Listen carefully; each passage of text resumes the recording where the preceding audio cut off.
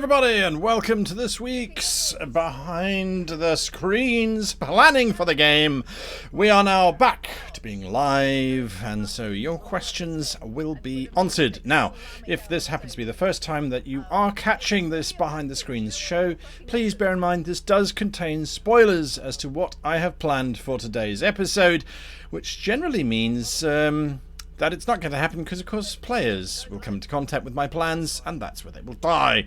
However, it is what I'm planning to do. We're going to be looking at the entire campaign as it has run so far. Episode 8 has just aired as a VOD, so if you haven't yet watched that, please go and watch that before you watch episode 9. Otherwise, you're going to be wondering what's going on. So yes, there was a bit of a mix-up as we had technical difficulties. Now, we've got a lot of things. You can hear the players in the background. How on earth can you hear the players in the background? You shouldn't be able to hear the players in the background. Hang on a second. Just players know that apparently we can hear you in the background. Hopefully you can hear me saying that. I don't know what's going on. It shouldn't... let's just see. Let me take these out, actually. Can you still hear the players in the background? Let me find out. Let's see what's going on. You know, you go through all of these checks. You really shouldn't be able to hear the players in the background. I'm just saying, as far as I can see it, you shouldn't be able to hear them. Yeah, I can hear two talking about finglongers. Nope. I think you fixed it. There we go. All right, good. Okay. You know, it never rains, but it pours. Anyway, right, so last episode, as you have clearly seen, was quite the doozy in terms of deal making, in terms of character development. There was lots of things going on there, which I really appreciated, and I wanted to allow them to happen. Now, this week sees us going into episode 9 of 12 episodes. So 9, 10, 11, 12. 4 episodes left, including this one. Once this one's done, we've got 3 shows left. So that means we're starting to wrap up. We should definitely be moving towards a conclusion. The last 2 shows, the last 4 hours, generally we reserve as our grand finale. That's just the particular pattern that we've been using, which worked so well so far. If you do want more seasons, season 3 for example, jump onto Twitter and get hold of Wizards at Wizards of the Coast.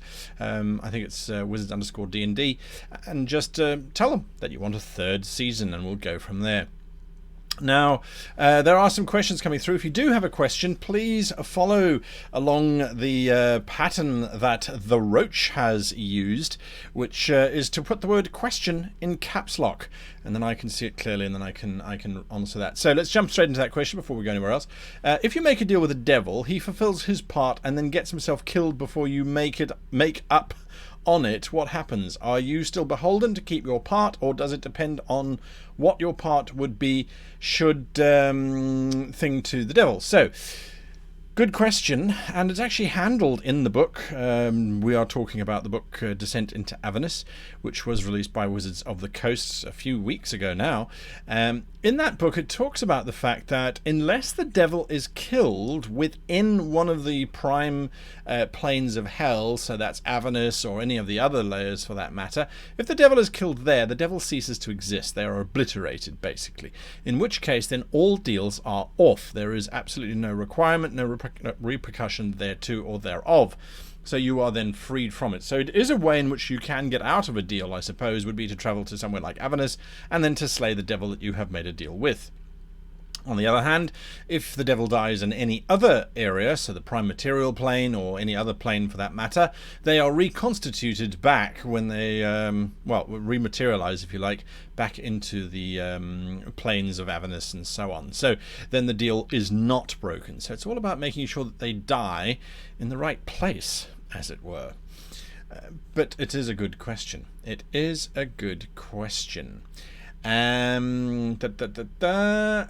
I see Wild Rose Mage is our moderator along with Adamel as usual. So there we go, Wild Rose Mage sharing the Twitter handle and everything that goes along with that, as well as the copy of Baldur's Gate Descent into Avernus. pick that up. It really is good if you want to run sort of games based in Avernus and the like. Desmana says, do you need to change the original plan too much due to player shenanigans? Well, we're going to go through that plan because, well, quite frankly, we've got 25 minutes before the main show starts, and I want to unpack just how much it has or has not necessarily changed. So we're going to go through that shortly, Desmana. So hang on for that. Hetziu says, or asks, what is your group's name when tweeting at Wizards? Or should we just say we want Season 3 of Blood War?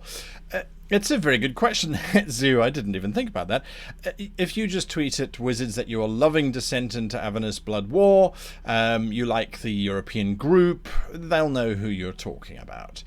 This group was designed specifically, well, not specifically I should say, but this time slot was chosen specifically so it caters both to European and American audiences. As well, it's always good. I mean, we've got lots and lots and lots of followers, so it made sense to want to bring people together. So that's why we are what we are. Okay, let's go to Desmana's question. In terms of the original plan, I happen to have that with me, if you have been watching along. So let's bring that up now. So there's the original plan as it was, and so let's just go through it. What have we and have we not done? So join forces with Zariel. I'm talking about getting stuff now. Yes, we did. They've joined forces with Zariel. We did not have the siege of Braxkrul Dach because the characters all sped out of the cathedral early, but they did have an encounter with some demons which kind of did the same thing. It basically set up the fact that there was a war going on and that they could be influential. Fort Knucklebone, which was the stealing of the war machine, completely eradicated Harriman's Hill. We simply did not need Harriman to be around, and as a result, how did I bring it back onto track? Well, the last episode, technically episode 8, which was the first betrayal at the Battle of Arc Vanus, in that one, where the characters are supposed to have learned that Harriman had a last stand and that the deserters have now left Avernus, they've abandoned Zariel, so now she's basically on her own. All of that stuff has now fallen by the wayside. They have not learned that, but they have learned both from the demons and now from Damnifer himself that Harriman is no more. And there's a reason for that. I'm not going to go into it too much, but in the actual Descent into Avernus book that you can pick up, Baldur's Gate Descent into Avernus, there is the character of Harriman. He is back, but he is now back as something truly horrific. So I'm doing the pre, of course, what happened before. How did Zariel fall to becoming this demon? There's rumours and hints of it in the actual book. I wanted to explore it completely. So Harriman's Hill was completely erased because the characters were busy driving war machines and having a lot of fun.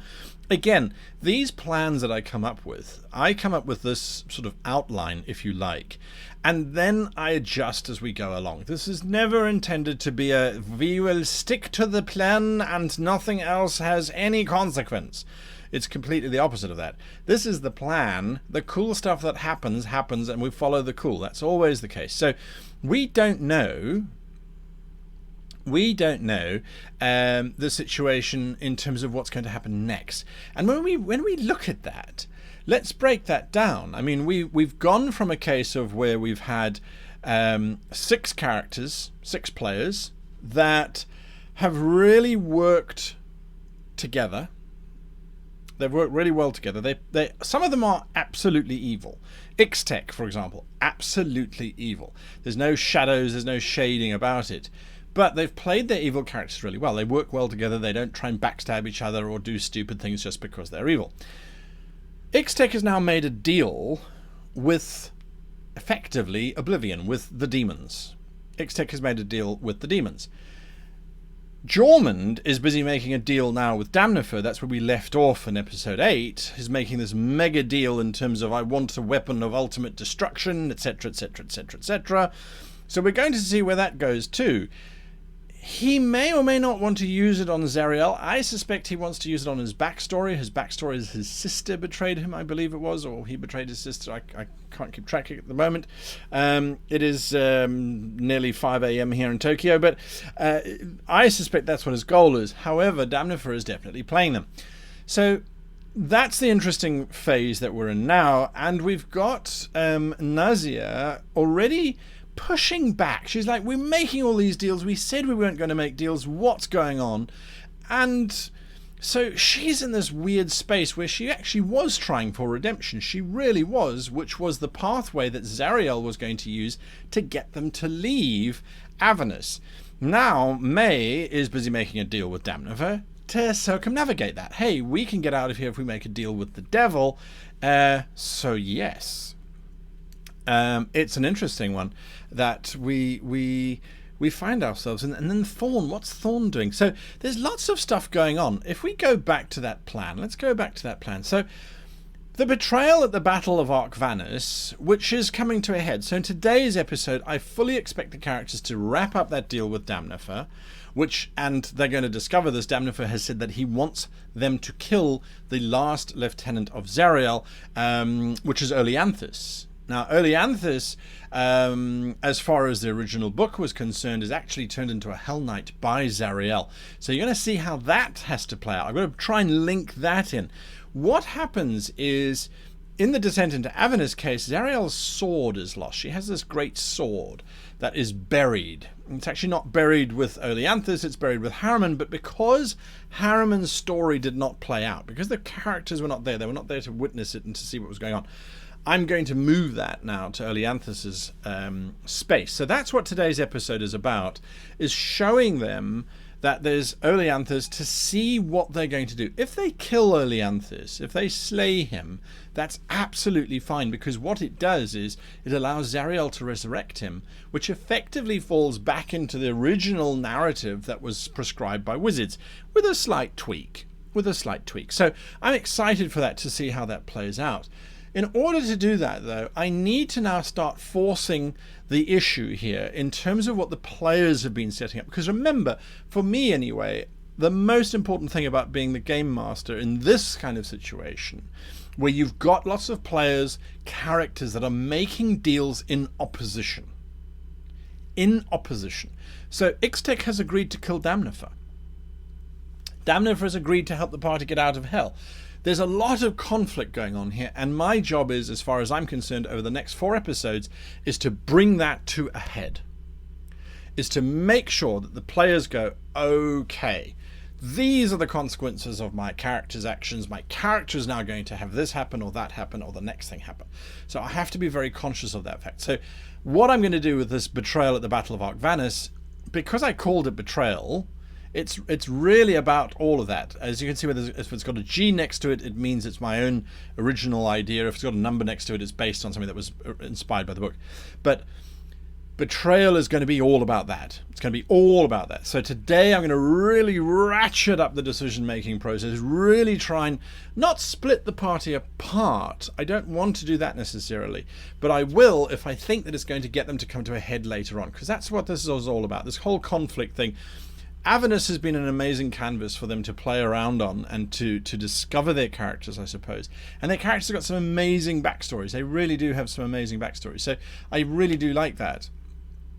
But yes, sometimes it's about just saying, hey, let's see what the characters do. So will they help Zariel become the ruler of hell? Yes, they will, in one way, shape, or form or another, but I'm not too worried about planning that. I want to just see where I'm going to go in today's episode and to see where that comes and what sort of things come of that. I think that could be really, really interesting to see. But definitely, they will see how Zariel is converted. They will realize that they've been part of it in one way or another. And then, will they get out or not? I'm not sure. We're just gonna have to see. So that for me is really exciting. Okay, some more questions here. Desmond again asks a question. If one plays Warlock, how do you deal if they want to make 2 pacts? For example, a devil and an old one. A player wants to make a pact with both. I mean, mechanics-wise, giving bonuses, or should there be a second class advancing Warlock levels like Warlock 2, Devil, Warlock 4, Great Old One? Just came to my mind due to these deals. I personally don't think that would work. I think that the characters, I kind of look at it almost as if you've got secret agents on both sides, the devils and the demons. And it's like this sort of KGB, CIA, Cold War thing going on, So to have a warlock be able to draw power from both sides, I would be nervous about that. And I don't think that necessarily is a character is going to have a lot of long role play opportunities. Personally, I could be very wrong, and I mean someone could have a lot of fun whilst playing that. I think what's more interesting is when there's a forced decision to be made. So maybe the character is beholden to devils, and then demons come along and offer them something better, and then they're kind of torn between the two. That for me is more interesting, rather than sort of letting them have both sides. I think that's too powerful. Personally, that's my opinion. But yeah, it really does depend on it. So.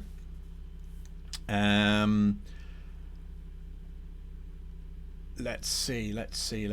MT Heads says, it's weird seeing this because I'm reading the How to Be a Great GM book currently. It's nice to see official adventure blocked out in that form.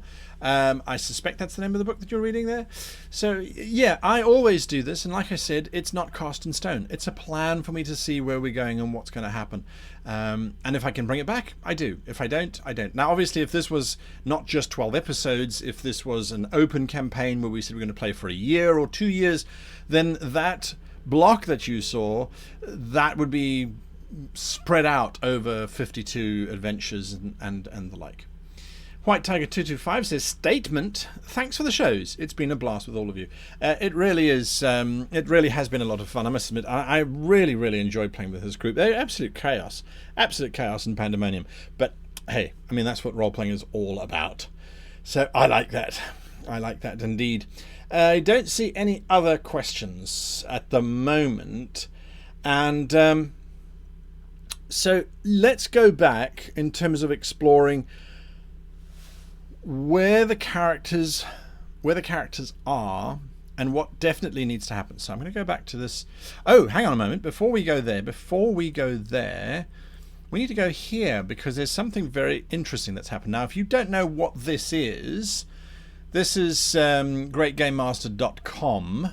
Head on over to greatgamemaster.com, and this is where you can vote to join. I don't know why it's not scrolling up now. This is where you can vote to join your side. So you can vote to join the demons. Now, we could not figure this out. OBS, which is what we use for broadcasting the show, will not show the overlay. Where here, I'm even highlighting on the computer, and OBS is like, nope, not seeing it. Anyway, the demons have 346 power. The devil, there are 346 demons, I should say, and 374 devils. So there's a lot more devils going on. At the moment, the demons have got 0 power and 0 influence. The devils have got 11 influence and 9 power. They control everything, as far as I can see. I'm going to refresh this, because I know sometimes it doesn't pick up. Now, for those of you looking at this map, wondering why does it not look like the official map that comes from... there we go. I love it. Why does this not look like the official map of Avernus from the book? This is because this is pre that book, and the book specifically says that there are very few maps of Avernus because it keeps shifting and changing. So this was my interpretation of Avernus as drawn by Kaora. Now, Kaora is one of our players, but Kaora.com, he does these amazing maps, these beautiful maps. Can't really see it because it's hidden under all of the different layering.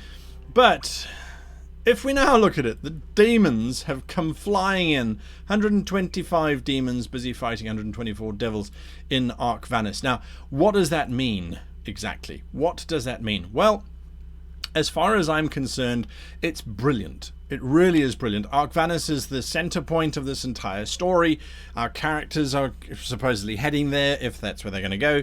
The cathedral where Zariel is based right there on the side of the volcano. And of course, now that the demons are there, that plays in beautifully to what's going on. They've just left Bleakbore, which was demon controlled for a moment before I started the show. The devils controlled everything, and then the show started running, and so this is where we are now. This is dynamic, and I really specifically wanted this. So when we started planning for Avernus, I said to the Web Goblin, who's makes all of this stuff happen behind. I said, is it possible to get people to vote and to influence the map? Because for me, that makes it a lot more interesting. As the game master, I'm not planning, I'm not pre-constructing these ideas. So what this means is this Arc Vanus encounter, which I've now got in my head to do, is now going to have demons rather than devils. And that's an interesting one. It's a nice change. I really like that. Like I said, I really enjoy it. I'm going to go quickly. Let's see, pre-show Fantasy Grounds. So I think that's this button here. So this is Fantasy Grounds. This is the old map. Now, what have I done for today's episode in terms of preparation? I'm in Fantasy Grounds now, and I have made a map which I forgot to save. What a twit. Okay, so I have done this map this morning while I was watching the previous show. Let me just open it up here. It's called Arc Vanus. So there you go. You can see that. Now, this is a map that I put together in Dungeon Fog, specifically because what I'm thinking, or what I was thinking anyway, is we've got to get them to confront Oleanthus. That's the lieutenant of Zariel. If they agree, which I think they're going to do, we've got to get them to encounter it. So I've made this lava pit thing. I'm quite excited, quite happy by this idea. So there we go. You can see the full sort of extent of the map. And the encounter is going to happen here in the central point. Now, again, I did not know the composition of what type of monsters we were going to face. It is literally based on what does the website voting mean. So within Fantasy Grounds, you can make these wonderful encounters, which I'm going to bring up here. Let me drag that over there so you can see these encounters. So I've got Oleanthus End, and when I open that up, it's a pre-generated encounter of various monsters and things which I think can populate this map. Now, I'm not going to open it up now specifically because it's going to cause issues, but buried in this little stonework here is this red pin, Oleanthus End, which when I click on it will populate this map with demons and devils. Because of the shift of power, I'm going to remove all of the devils. So it's just the demons who are left behind, and that's the ones that the characters are going to have to encounter. This is going to be, I think, a bit of talking at the beginning, combat, and then possibly talking at the end. Never know, so I'm not going to judge. I'm going to wait and see what happens. And so that is the idea. That is the general idea of what we're going to be doing. So I'm just going to save this now. I'm going to drop this down into the hotbar down there. You can't see that, sadly, but I'm going to drop that into the hotbar so that when I need it, I can just press F4 and it'll come up. Okay, so that is my preparations for today. That's basically how I prep for a game that I have no idea of what's going on. So there we are. Right, demons, get your butts up there and get us territory, says Desmanor. Absolutely. So yeah, all the devils, all the demons. It has been a lot of fun. Okay, now let's go to some questions. Celtic Scorpion says, does Golgur on the map behind you link to the Pit of Golgur from Season 1? It does. When I was still in the middle of creating when we were still busy running Season 1, let's put it that way, we had generated the map. Again, Kaora had done that beautiful map for us. And so we went along to creating names on the map, and the Pit of Golgur was one of the names, and it just so happened to end up being the location of the final battle. I was uncertain as to whether we were going to get a Season 2 or not. And we were uncertain as to whether we were going to take the characters from Season 1 into Season 2. We didn't know. Bearing in mind, of course, from our side, we are beholden to Wizards of the Coast. They are our principal sponsors. They primarily pay for the show, so what they pay for, they get to determine the outcome. To a degree, at least that's what it normally is in the corporate world. With Wizards of the Coast, however, they're like, you run it as you so choose. And so Pit of Golgur was supposed to link into the Golgur space here in case I needed to get the ship, the second chance with Captain Salt from Season 1 into Season 2. That's how they were going to do it. They were going to go through the Pit of Golgur into this one. So yes, there is definitely a link. Once we got around to the actual planning of Season 2 and the decision was made by the players, they said, well, actually we'd rather play different characters because we don't think they'd fit very well in Avernus, and they wanted to play evil characters. it was an easy decision, and we could get them through that way. So I usually, when I'm making maps, and when I'm making maps that have different planar spaces, for me what's important is that the players don't ever feel trapped.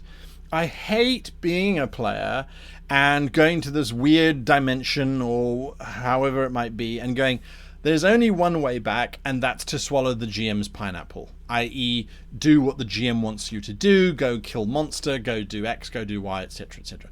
I hate that. That's to me a single solution story, and I don't like those. I'd rather have it where players go, you know, Pit of Golgur and Golgur seem similar. They both have whirlpools at their very center. Maybe there's a link. So it gives a potential adventure without ever having to plan anything, if the players are looking at the map. So that's just my personal design ethic when it comes with that. Desmona says, if they side with Oleanthus, what kind of twist will follow? Oleanthus is going to be on this map trying to do something for Zariel, and he's going to reveal that basically it's Zariel and Oleanthus left with the 5 or with the 6 players, and that they are now getting desperate. Zariel has a secret weapon up her sleeve, which she brought with her, which Oleanthus is going to be installing into that statue. If you look at that map, there was a statue there. If the players side with him, that's absolutely fine. Totally happy with that. It means they'll be in violation of Damnifer's deal if they don't kill him. So they can side with him, they can fight off the demons that I've prepared for the encounter, and then they can return to the cathedral for the last 3 episodes, which is actually kind of neat from my perspective, because it allows us to get to where I want them to go. On the other hand, the notion that if they then go against Damnifer, what's going to happen? And that's where we're going to see Damnifer's big secret. Who gives Damnifer his power? If you haven't started to figure out what's going on, Damnifer is playing a much bigger game, and the PCs are just pawns in his action. If you think about it, and I think someone raised this right at the beginning of this whole series, as a matter of fact, Zariel arrives in hell on this crusade to defeat the devils and demons and stop the blood war. But Bel is this incredibly powerful archdevil who seems to be just pushed aside by her as far as the literature is concerned. And people were saying, how is that possible? How do we reconcile this fact? And then how do we reconcile that this angel turned towards the dark side, turned towards becoming a devil, and eventually replaced Bel? And why did she replace Bel? What was Asmodeus's thinking behind that? So I'm trying to reconcile that story, and I think that the way that I've done it is that Bel is playing a game. Damnifer works obviously for Bel. That's just how devils work. And so yeah, there's a lot of stuff happening on the underside, and of course the demons are trying to work through Ixtec. They're looking for any angle to win this war. It's a very interesting space which we could spend years exploring. That's why when they gave me the book I was like, oh, this is so cool. This is so cool. Next question, and we've only got 2 minutes left. Bogeyed Fiddle 75 says, where do I find the last episode? There is no link, nor is it available on I will leave that in the capable hands of Wild Rose Mage and Adamil to answer. Hetzio says, if we get Wizards to commission you for a 3rd season, will it involve Jormund my Ixtec, or will all the players be re-rolling new characters? If they survive, they're welcome to, depending on what we do for Season 3. So yeah, who knows? Who knows? I mean, if we can continue, that would be brilliant. That really would be brilliant. Arc says, have you ever considered doing a previously on descent into Avernus Blood War at the beginning of the sessions? I intend to do that every session, and then I forget it. I get so involved in doing the... I really must, though. I really must. It is a failure on my behalf, AK Writers, so you are quite right. I really should be doing that. Okay, so how is anyone supposed to watch the stream without access to the previous episode? Okay, so obviously that has yet to be resolved, or is that being resolved? Let's see. So Twitch is doing something strange. Okay. So yeah, Bogey-Eyed Fiddle 75. It will be on the D&D stream, the YouTube stream, in a couple of days. So best perhaps to look at that. Have I ever considered letting the players do it? AK Writer. I have done so in the past, and sometimes it works and sometimes it doesn't. Sometimes the players forget really critical things. So anyway, we will see. But for now, let us descend into Avernus.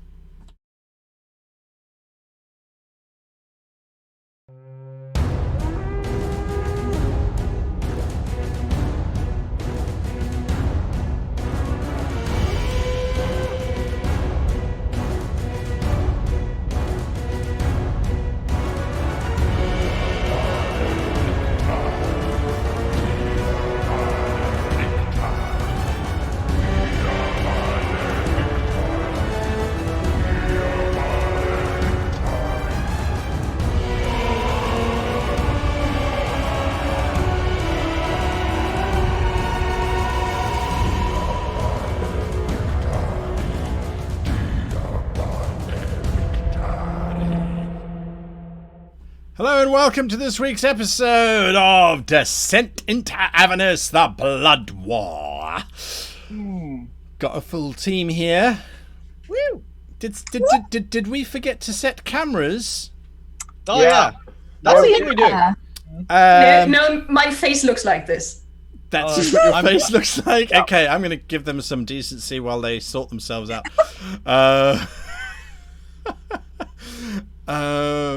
Who remembers the sequence? 2 weeks, and that's it. Brain's gone.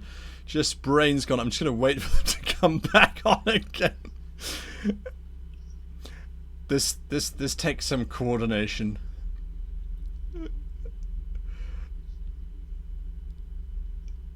Okay, let's see if they back.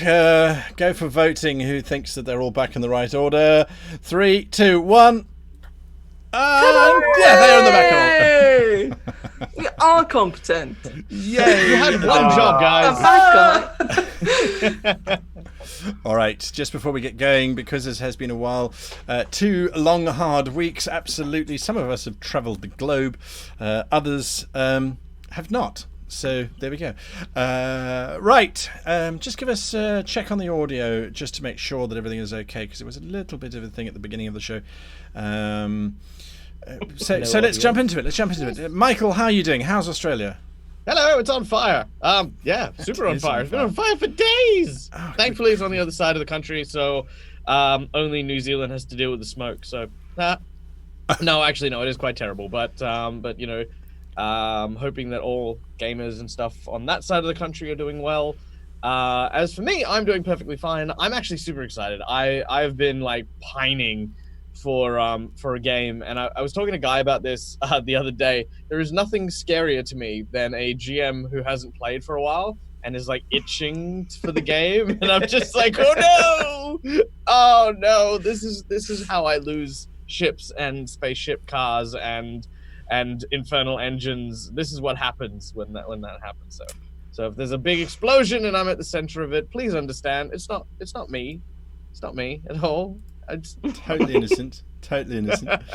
Yeah, absolutely. Those fires are absolutely terrible, and yes, hopefully all gamers in that region will be okay. There was a lovely story coming out of that. Do you know about Bear? Koala? No. Oh, Bear, the dog. I mean, this is typical of Australians, right? The dog this is Australia. The dog's name have is a dog Bear. named Bear and a koala that's not a koala bear. Yeah, but yes. Yeah. So Bear the dog, he's running around Australia in those bushfires, and he's actually helping find koalas who couldn't escape from the fire. So he's finding them, and then they take them off to Koala Hospital, which is lovely. And they've kickstarted a whole bunch of funds for rehabilitation and healthcare for the koalas that have been impacted by the bushfires. It's a tremendous effort that's going on over there at the moment. So I'm very proud, and I've thrown in my support as well. And if you want to support hit the Google because I don't remember what the link is. Hit the But I did that on me. There we go. All right, there we go. Yeah, and he actually has special fireproof boots, the dog, so he can run around in the ash and find the quiet. It's absolutely adorable. Super. I loved him. So, there we are. Janet, you are not in the other part of the world that's currently underwater, are you? Because the place you live in has got a different problem to fire. England is too wet to burn. Ha ha ha ha ha ha. Yes, they're All the house floods. goes up in flames. We will go up by floating. Yes, England is a little bit floody right now. It's probably going to get worse. In fact, as climate continues to change, England's probably going altogether. So look forward to that.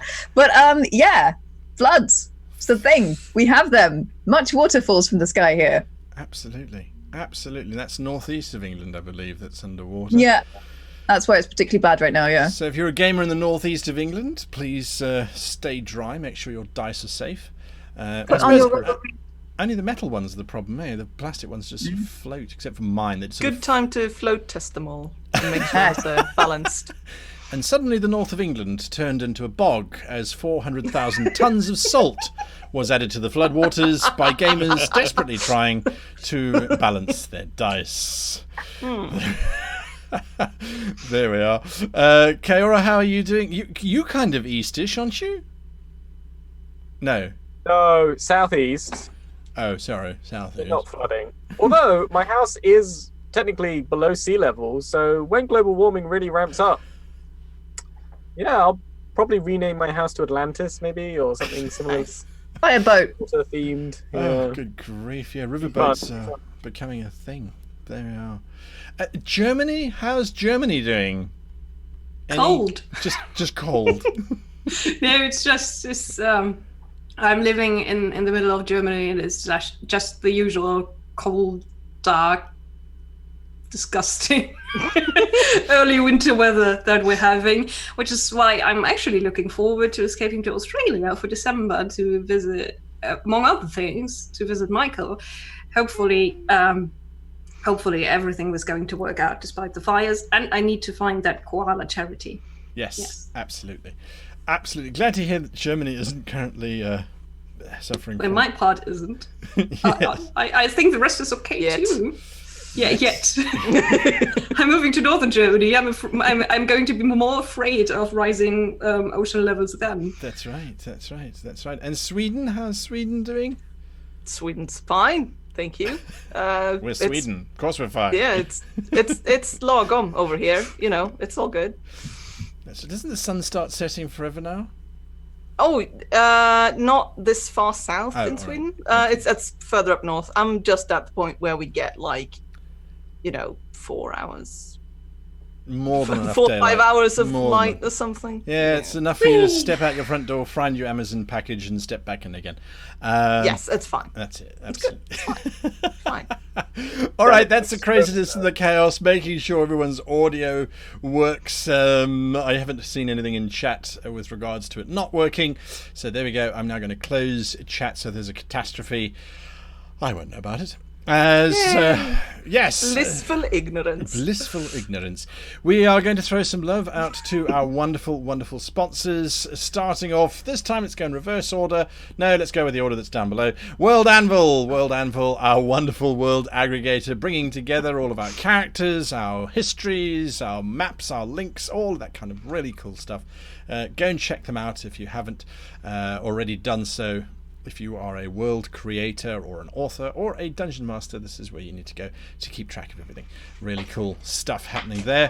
Dungeon Fog will be providing us with all of the maps that you will see in today's show and in any show that's done by us, as a matter of fact, as we use their various tools and assets, some of which have been custom designed specifically for this game. You can pick those up on dungeonfog.com. And Fantasy Grounds. Fantasy Grounds is our virtual tabletop of choice. We really, really love what you can do within Fantasy Grounds. You're going to see it in action today. Last week it was rolling 20s and 1s for everybody.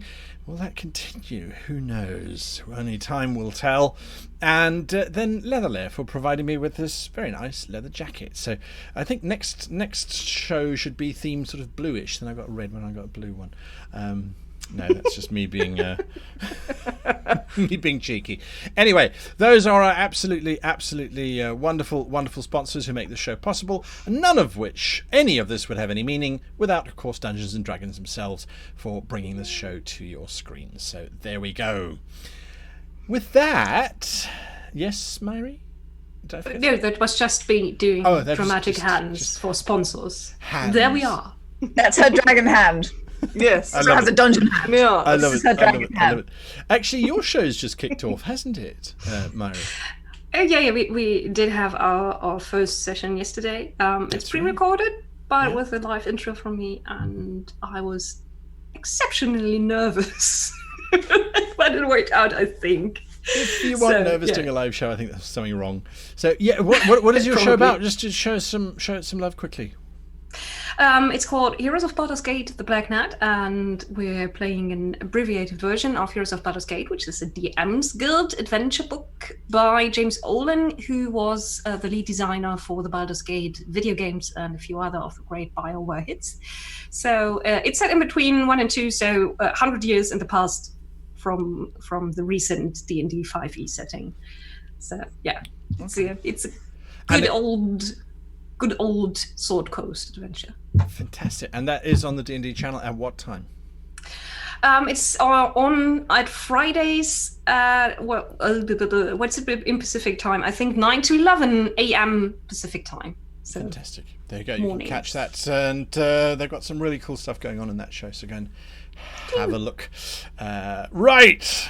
A brief recap. If you missed episode 8, it was a technical issue that prevented it from playing out last week. It did play out this morning or this afternoon or this evening, depending on where you are in the world, just before this, as a matter of fact. If you missed it, the highlights of that episode would take me 2 hours to go through, so because I absolutely enjoyed the entire thing. But I think very basically, whilst I was about to say something very inappropriate, but see what happens with players, they distract you.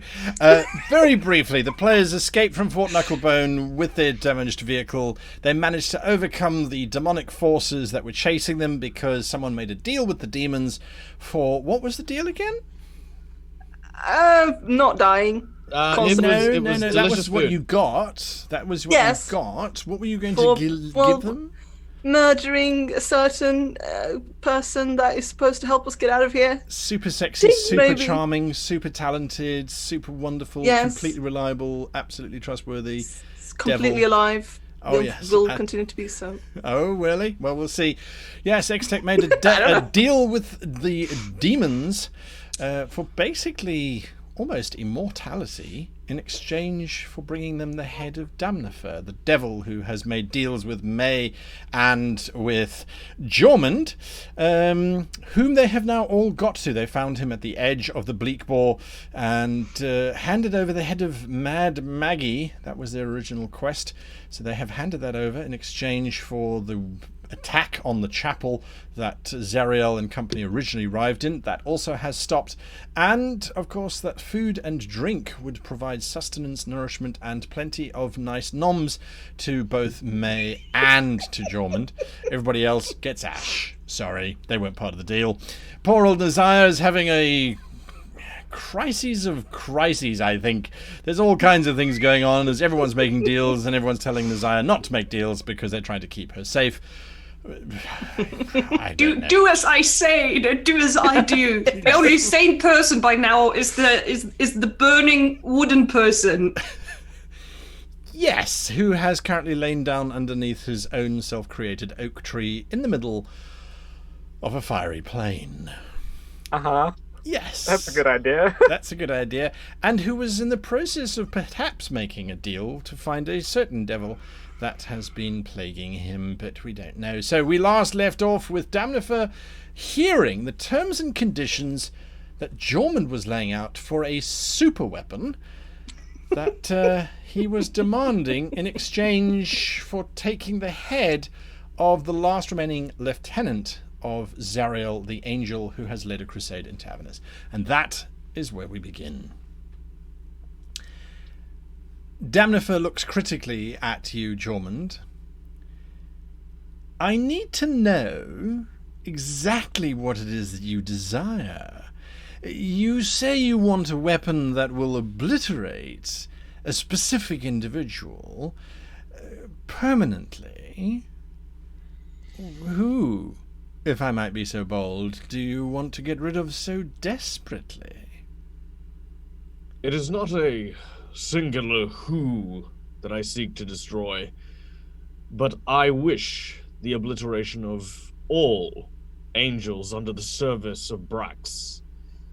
My ultimate goal is to bring down his church, and if I can return to the mortal realm with the dead forms of his servitors in tow, it'll send a message, one that will not be easily forgotten.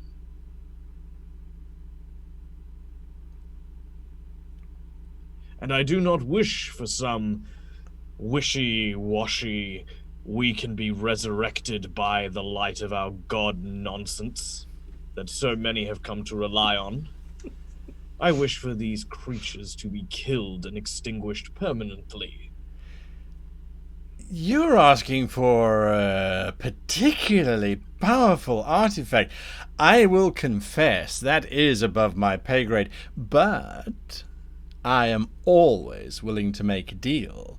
If you bring me the head of the lieutenant who still serves Zariel, I will make sure that you get your weapon of ultimate destruction. And in doing so, will also fulfill the deal that we have struck, well, almost, May, where you and your companions can return to the surface. Because if Lord Jormund here has the ultimate angel-slaying weapon, it hardly behooves him to stay down here.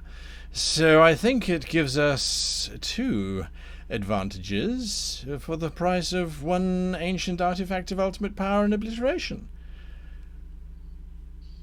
Do we have a deal?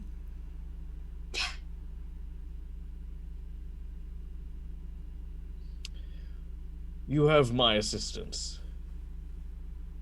You will. The others, I refuse to speak on their behalf. Of course. No, absolutely. Totally understandable. So you will return us to the living. I will to the return living plane. you to the primaterial plane as you are, yes. Oui, as we are now. Correct. Well, at the time of your return. You Quoi? do still have to fulfill your part of the deal. Ah oui, d'accord. And also, my friend the lizard, he gets a big stick. Possibly something a bit more dramatic than just a big stick, but the Well, what about metaphor the is rest of us? appropriate. Why don't we get a big stick? Maybe I want a big stick. May.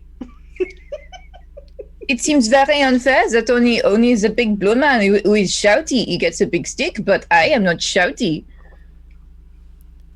It is not the size of the stick, it's how you use it. Oh, for God's sake. You have yet to prove that you know that.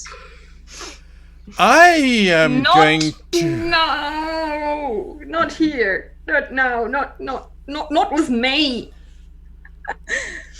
Tell you what, there's been some disruptive elements recently here in Avernus. I will take your proposal to someone who can fulfill your requirements as you have stipulated them. The deal will still stand with me, but it will be fulfilled or I will be forfeit, as you understand how deals work down here.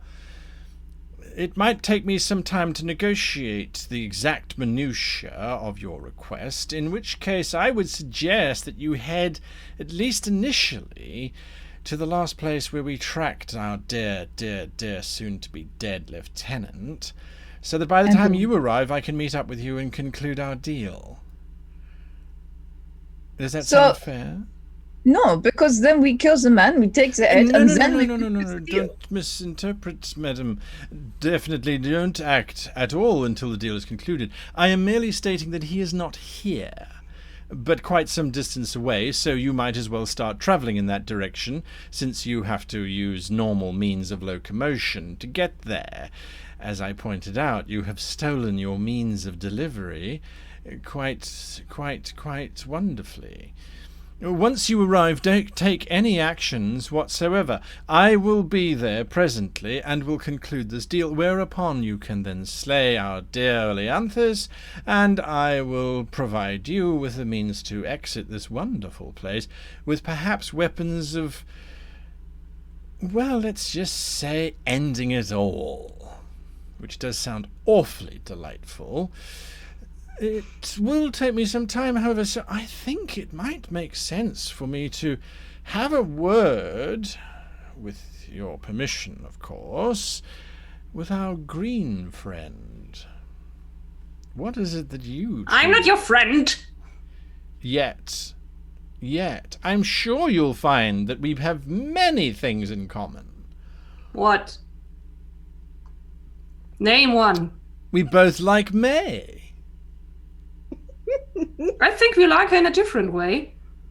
Well, that's just a bottle of wine difference, really. Now, No, it's not. You do know we're family? Yes, of course. So, what is it that you truly desire? You gone, I think. Gone? As in dead, or simply not bothering you anymore? Not bothering us. I'm not making a deal for this. I'm just stating the fact that I don't like you around. Okay? Monsieur, you do not make a deal with her. D'accord? Apparently not. Although I do think that a deal perhaps made where one might secure the safety of one's family member might be a deal worth making. Don't Nazaya, think, with me when we leave, and that is that. That is her only part in this. Are you and truly sure? You know, devil man, May? Quoi? May can take care of herself. I trust her to do that. Yes. Even though she's agreed to perhaps go and slay someone who's very powerful. Well, she's done a lot of dumb things in her life so far. C'est vrai. That's not gonna change overnight, and I really don't like her having made deals with you, but I don't think it's going to work with me making a deal with you that she doesn't have a deal with you any longer, right? This is not me making a deal. This is just a law question. I do like the law questions. They show that you are intelligent, and perhaps a lot wiser than those you travel with. Always understand where you stand legally. I was offering that in the off chance that your beloved May were to succumb to death, or perhaps something worse, we might make a deal whereby that could possibly be prevented. I don't like making a deal just in case something might happen into the future. That's not law, no, that's insurance. Absolutely, you're quite right. Rather let the fates decide how your beloved May dies. I think that's a far more practical approach than making one small little agreement. I think you're being sarcastic. On that we can both agree. I don't like it. May's usually sarcastic enough for everyone. She's good at that. And at killing people. Flog a dead horse by offering to stop her from doing that. So that leaves me with one other individual that hasn't yet. Well, you have expressed your desire. Do you still want to hunt down that individual who was responsible for so many needless deaths? Mr. Thorn, are you even awake, Mr. Thorn? So difficult to tell, isn't it?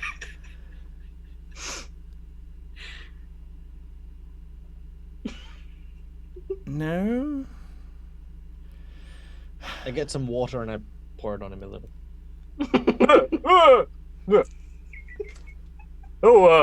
Thank you, Lord Jormund.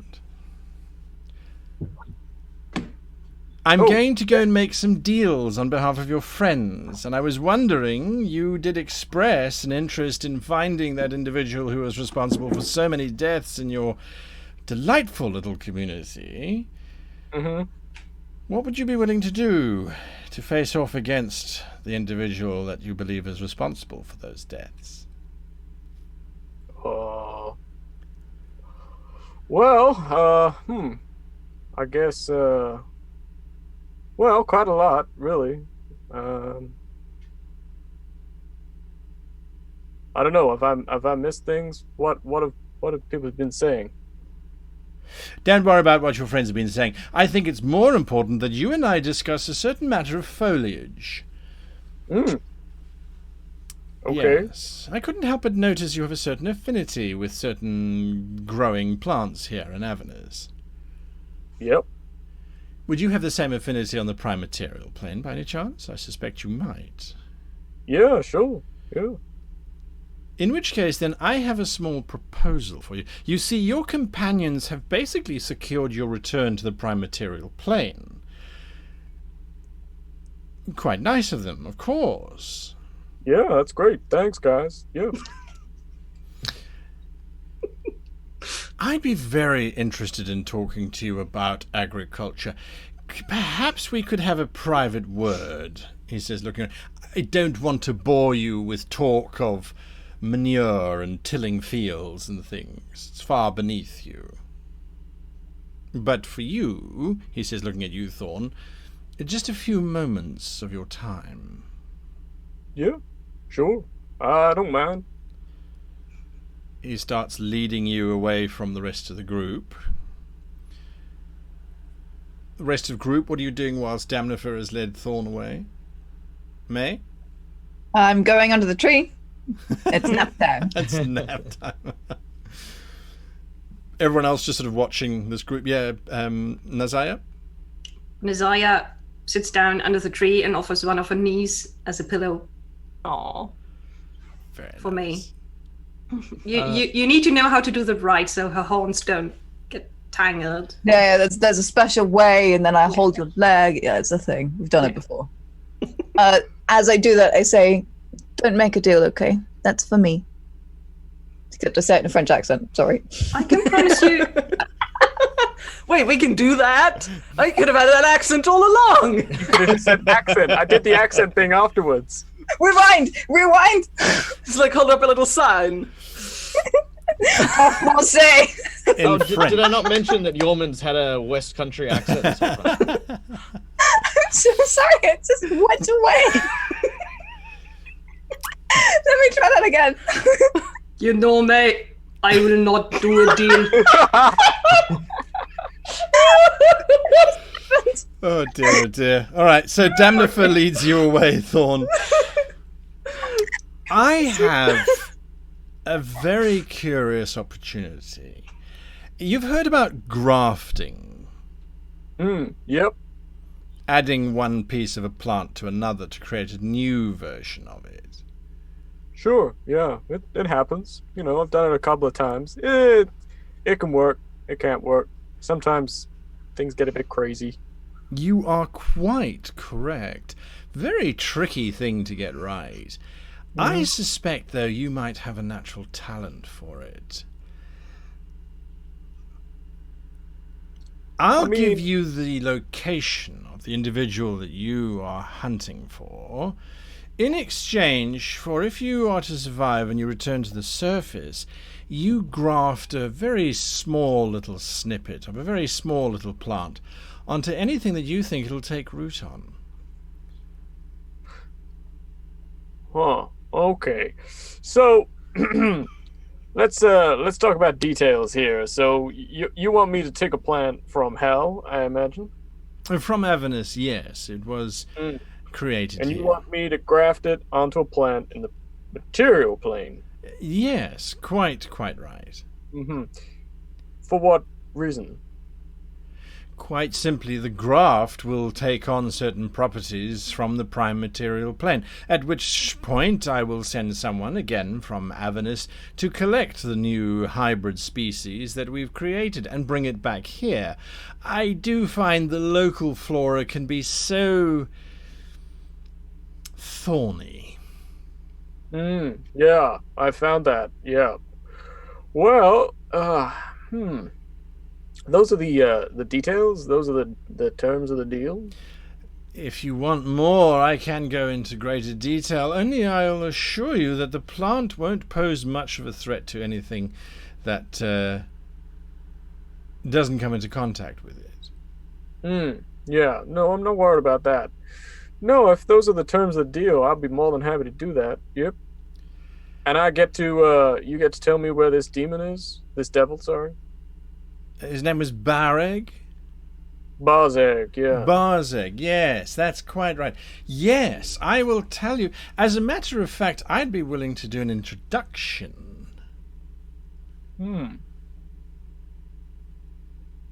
Do we have a deal?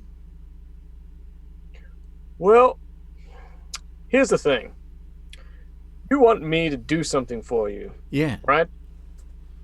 And what I'm gonna help you with is kind of contingent on me staying alive, if you see what I'm saying.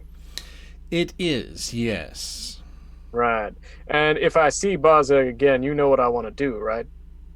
I assume you'd want to kill him. Yeah. So, if you introduce me to Barzeg, maybe, well, let's just say the sooner he dies, the sooner I can get your job done, huh? Absolutely. I unfortunately won't be able to keep you alive if he does slay you. You will be turned into a soul coin if he kills you in your confrontation with him, in which case just know that you will be spent poorly. Okay. Hey, quick question. Do I have a soul?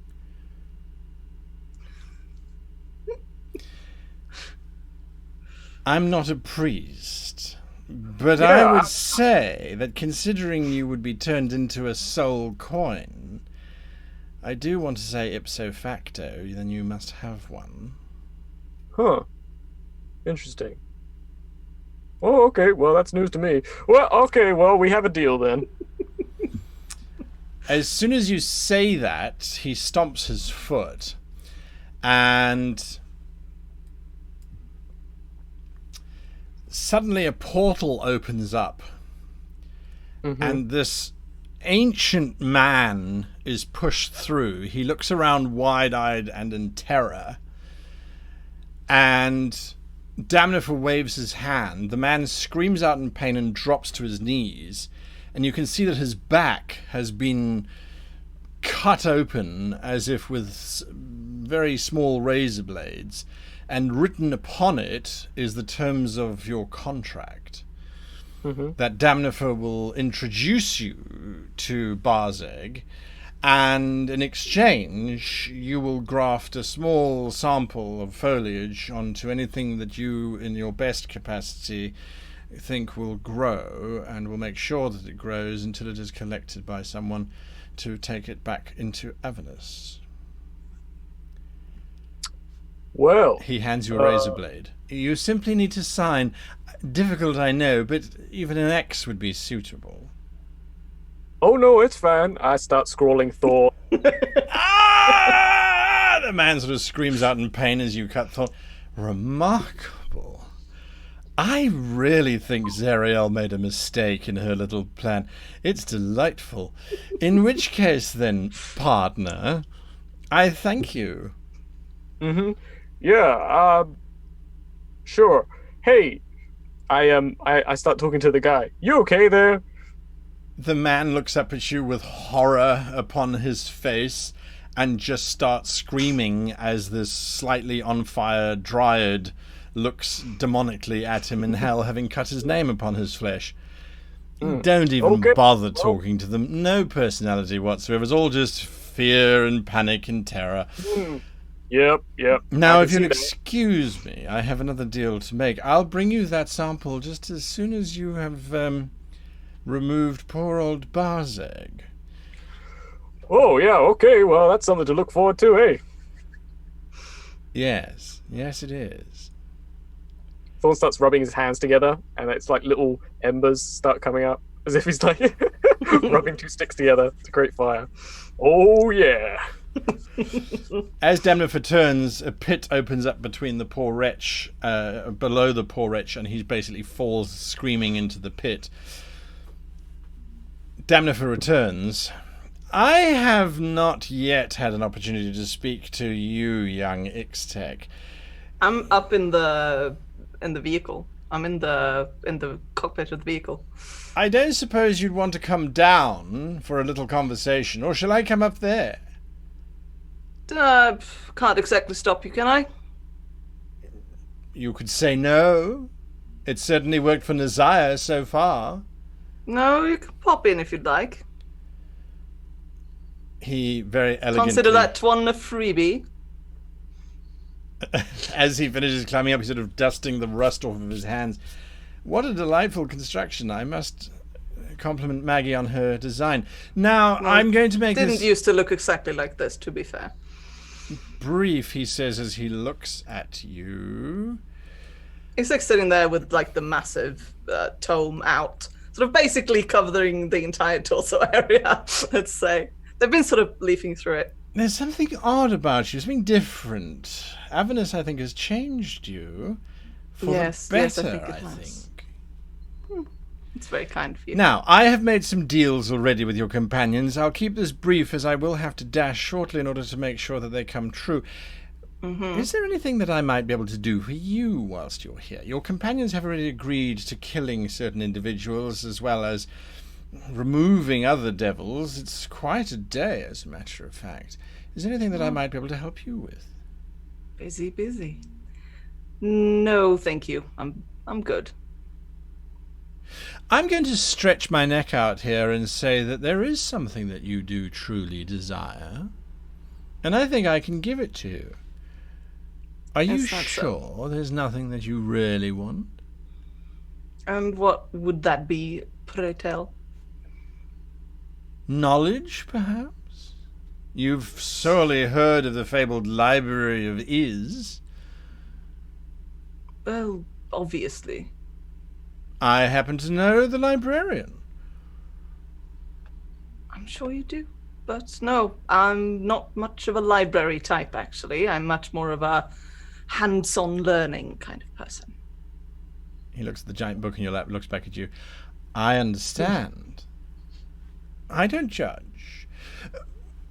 Nothing at all? Power, no, perhaps? But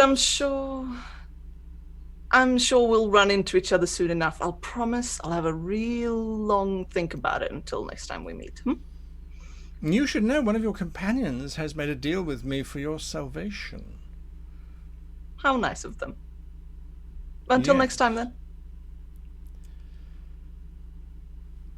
Was there anything else? Until next time, then. All right, then. He turns. You can see his little pointed tail is sort of twitching irritably as he climbs down again. He again stands next to you.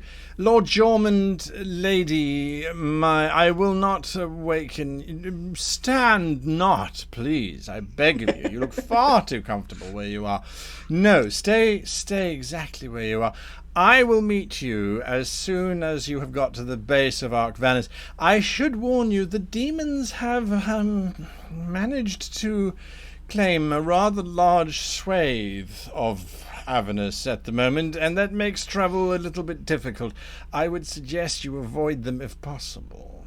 They've learned a new trick, which is somewhat disappointing in terms of the war, but nonetheless. What is that trick? Sorry? They've learned how to combine themselves into bigger things, far bigger than we ever anticipated, which does make it a lot more complicated when trying to defeat them. Nonetheless, we shall prevail. All hail Archdevil Bell and his brilliant military strategy. I will be back anon. I will find you wherever you are, merely speak my name, or use our communication. I believe you've made a deal with him too. What a plucky little devil he is, making deals at such a young age. I really am proud of him. Do tell Snikt I say hello. Until next time, he says, and flames wrap around him. Oh, it's dramatic, I know, but it is a reputation I have to uphold, he says, as the flames consume him completely, leaving you all very much alone on the edge of the bleak bore. In the distance you can see gigantic demonic beasts like that flesh spider. These seem even bigger, slowly munching and mauling on things way off in the distance, but no devils to be seen. Well, did he actually tell us where we needed to go? yes, Arc Vanus. Where that exactly is, well... Is Maggie still here?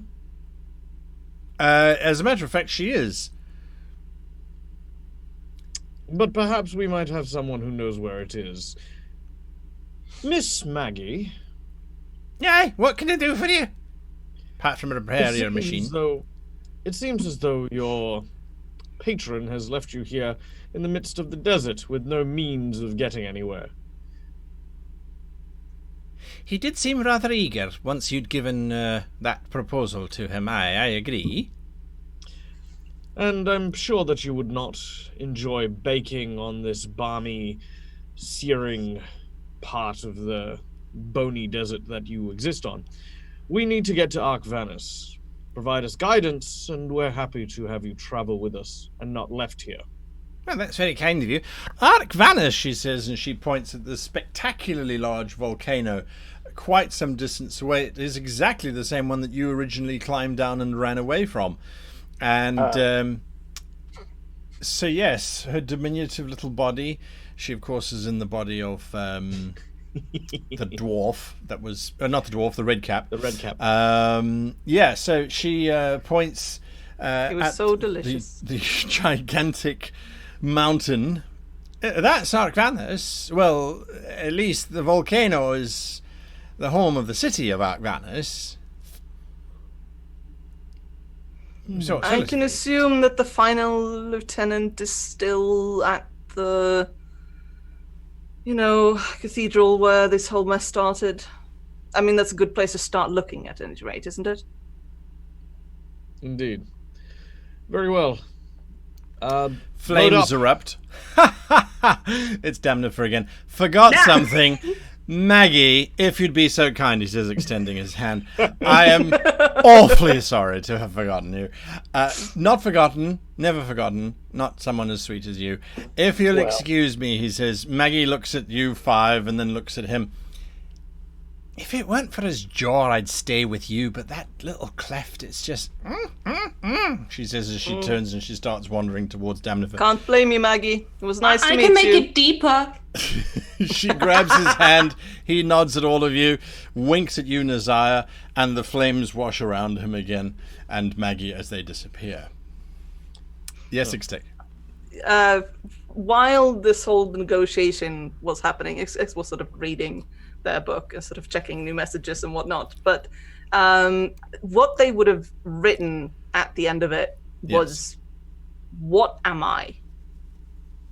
And then the sort of things are going on, but that's a sort of question that they have asked now, just so you know. Give me a perception check. Ooh.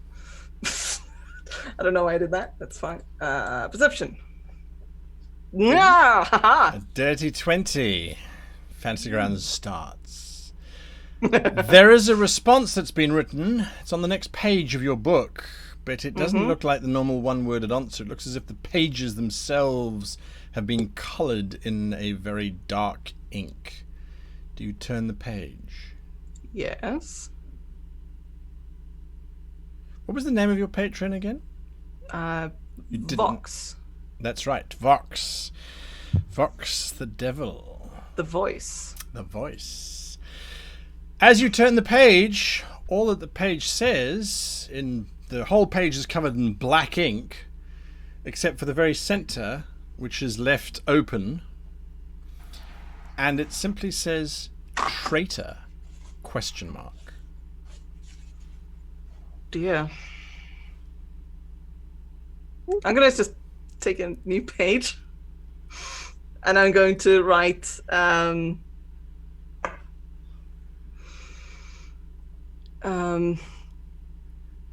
God. Not quite. I do what I have to survive when you're not here to help me.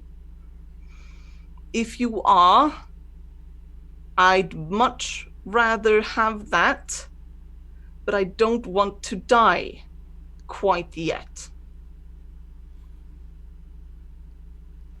That's what you write in the book. Yeah. Interesting. Interesting. All right. What are you lot doing? Ixtec responding to the treachery claim. I go over to my tree and turn it back into a staff. Mon Dieu, I was sleeping under that. Oh, sorry, May. But I think we gotta get moving. We have an angel to kill. So much work. Yeah, an angel to kill. That's right. Okay, let's go. Who knew being dead would be so much work? What are we going to do? Well, you guys are gonna kill an angel. I'm not gonna do that. I'm not. Oh, okay, good. You can be with me. I'm not doing that. What are you doing? Oh, I'm killing devils. Oh. Fine. I mean, I'd be happy to help you out if you are still open to that whole thing we discussed earlier. What? What? Do you remember the whole thing we discussed earlier that made you exceptionally angry? Yes. If everyone is still open to that, I'd be perfectly happy to help Dormand and May with their current endeavors. I do not remember what you were talking about. It's possible I was drunk. Yes. I don't know. There was a lot of jam, I believe. It was, the individual that we just spoke with. Oh, right. Okay. The deal that was made concerning. Yes. Now I get you. It was after quite a lot of wine, but I do remember. Yes. Good. Thank you. As I said, let's make this nice and simple. Mai and I have made a deal with Damnifer for the death of an angel. I appreciate and encourage, of course, everyone's help. But I ask, at least on my part, and perhaps Mai might resonate with me on this, that we ask that you not put your lives on the line to uphold the deal that we have made. Ixtec, your treat with the other kin that reside here in Avernus is most useful, and any assistance will, Certainly. of course, be welcome. Certainly in traveling there. Thorn, we did not hear what deal you may or may not have made, but I hope that in return for your aid, we may also aid you in whatever endeavors you seek as well. And Nazaya, for your patience, as always. It is much appreciated. Has everyone here now made a deal? But me. Yeah. Yep. Well, obviously. Mm-hmm. Yeah, yep.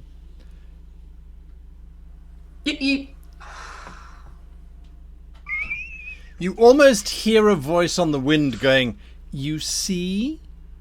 Shut up! That's the world's most passive-aggressive I told you so. All right. But yes, the important thing is that there is no point in the deal for us to return to the material plane being upheld if we are all dead. So, We should never have stolen the stupid shield in the first place. That's all I'm saying. Okay, and is that useful? Seemed like a good idea at the time, is what I'm Nazaya, saying. I love you, but there's no way to say we should not have done it. We did it. We're here. Yes, well, If it wasn't for that It's not. band I of... understand that you don't understand It wasn't for those how pesky nice it sailors. would be after a life spent in meditation and silence to just vent. No, I get it. You can vent away, but just know that it is not helpful. If it is helpful for I you, know it's not helpful. Nothing here is helpful. You are not helpful. would you like some? I'm gonna get in the truck. You guys can follow me if you like, but we've got to go. I'm going with Thorn. Yeah. Okay. Let's. On y va. Extek's gonna go somewhere and strap in this time. I guess I'm driving. Somewhere soft.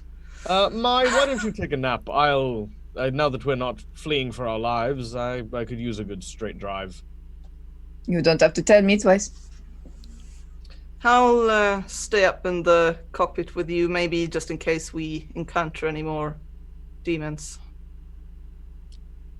Sure. Are you getting? How are we going to feed the engine? Well, funny you mentioned that. Do you remember the harpoon that you used? Yes? When we get on board, do you mind trying to fire at one of those bony outcrop things with it? No, I don't. I don't see the point, but I'm going to. There was a load it strange up? phenomenon that occurred while we were running from the giant spider when you struck a bit of scenery. It looked almost as if energy were being drawn into the engines from whatever cable thing was attached to the harpoon. Quite the opposite, I believe. Yes. It Oh. vented from. However, the engine can be fueled by magic, but it tends to take more than you try to give it, to put it like that. I did try to put a little bit of my own magic into it, and it would probably have killed me if I hadn't been able to break out of that. You have roughly a quarter of those stones left. Well, And roughly how... Oh, I mean, there's no telling distance, so I guess we'll have to burn through the quarter and see what happens. hopefully we can find something else to use as fuel on the way.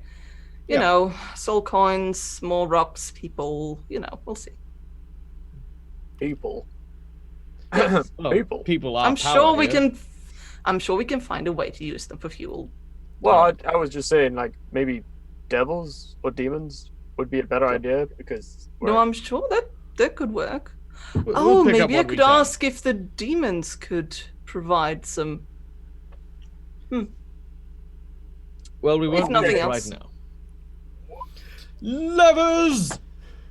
You start pulling on the.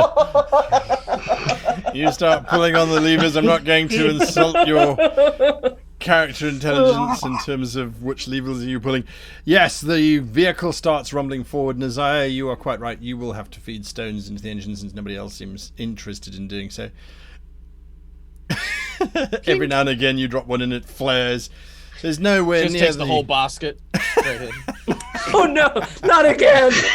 Not again! It's a I think control. Desire is slightly more intelligent than Yes. the Mad Cow. I agree. You start heading towards the general location of that gigantic volcano. As you move forward, I will require that Thorn, Ixtec, and Nazaya make a Constitution saving throw as you start journeying across this inhospitable landscape of evil. Nazaya is fine, Ixtec is fine, Yay! and Thorn is fine. You don't suffer from horrendous side effects. Nazaya, you still do have, from last episode, 1 level of fatigue. I don't know if you recall that you did get that, sadly. It takes you possibly days, possibly hours, possibly weeks. Nazire, it feels as if you've been standing feeding stones into that engine forever. And you've just dropped, you've got about 4 stones left. You drop in a stone every 10 minutes or so. And as you drop in the 4th out of the 4 remaining, you start to get to terrain that's impossible for this vehicle to continue over. It's getting too rocky, too crevassy. You're having to do way circuitous routes to move around these large stones, backing up, going forward. It's quite a process of driving this behemoth around. Every now and again, you do have to do some fancy driving to either avoid demons, I should say. There are no devils to be seen, as it's just demons as far as the eye can see. We don't really have to avoid them. Yes, because when occasionally you crest over a large hill and you see just a horde of demons busy ripping apart some poor unfortunate, they all look up and immediately part, allowing you to rumble through. I pat Jorman on the shoulder and said, "See, I told you this was useful." Oh, that's disturbing. Yep. It is indeed disturbing. No answer from the book, by the way. No answer from the book for And this journey. Yes, as they drive, Ixtex is going to like keep writing. They kind of like keep explaining in more detail what happened and like what the deal made actually was, and saying that, you know, further like trying to excuse and explain themselves as sort of, I did not want to die here just yet. I'm kind of doing things, and I don't think you wanted me to die either, but you weren't here to protect me. So what was I supposed to do? You all right? Yeoman- Thorn? Yeah. Thorn's going to go down, where we're traveling, Thorn's going to go down into the engine room. Sure. And he's going to look at the engine for a little bit and watch doing the thing. He's going to pull the ring off of his finger. Okay. And the ring of mind shielding that I have, Yes. Thorn believes it still has a soul in it. Oh yeah. And he's going to start like just tinking, not throwing the ring in, but trying to like get the soul out of it. Taking a toxic bottle. Nizaya, what are you doing whilst Thorn is tapping this rather ornate ring against the mouth of this engine? Nizaya stands there with the next crystal in her hand. What are you doing? Oh, hey, so you've got a soul, right? I think so. My master always said I had one. Oh, you don't know if you have one? I don't think it's so easy to get proof. Oh. Oh, okay. Give me a strength check.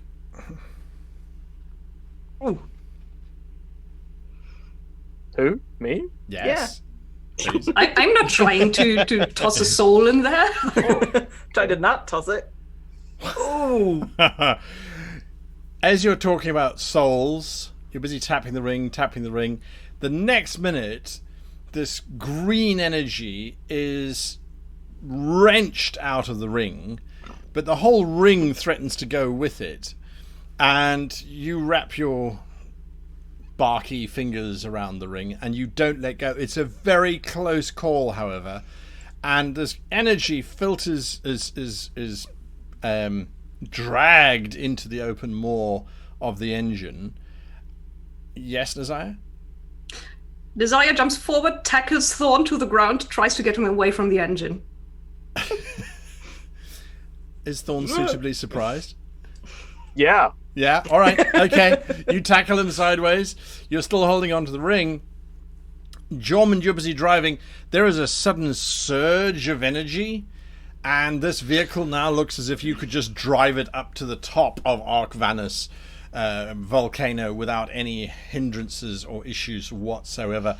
The pistons all start powering. Those turbines all start not the turbines, the crankshafts all start turning, rotating faster and with greater efficacy than before inside, thanks to the repairs of Maggie and yourselves. Whilst watching Nizaya, you realize that this engine has now got more power than those stones were ever providing.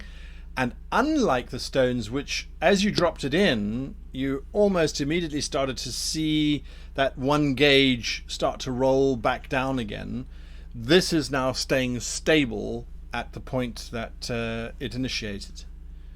I'm not sure Nazaya notices because Yes. she's looking down at Thorn. Are you alright? I think so. You're not supposed to feed it with magic. Except that it would drain you. Why do people keep doing stupid things? Well, I didn't know I didn't think that was gonna work, in all honesty. And you did it why? Well, look. Yes? Okay, look. I had a talk with that devil. Of course you did. Damnifer. Damnifer.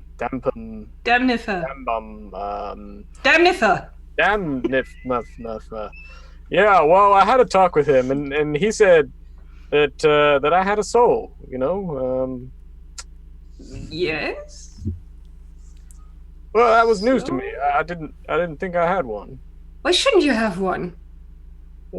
Well, Thorn kind of looks down and sort of his burnt sort of body and sort of like cracked bark and stuff, and goes, "Well,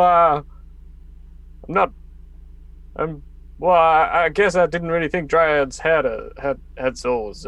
Why shouldn't they? You speak, you move, you are able to cast magic. It all sounds to me like you have a soul. Well, I guess when you put it like that, yeah, but I guess we just don't have a real good sort of take on that kind of thing where I come from. You know, we don't really believe in souls and that kind of thing. We come from the earth, we go back to the earth.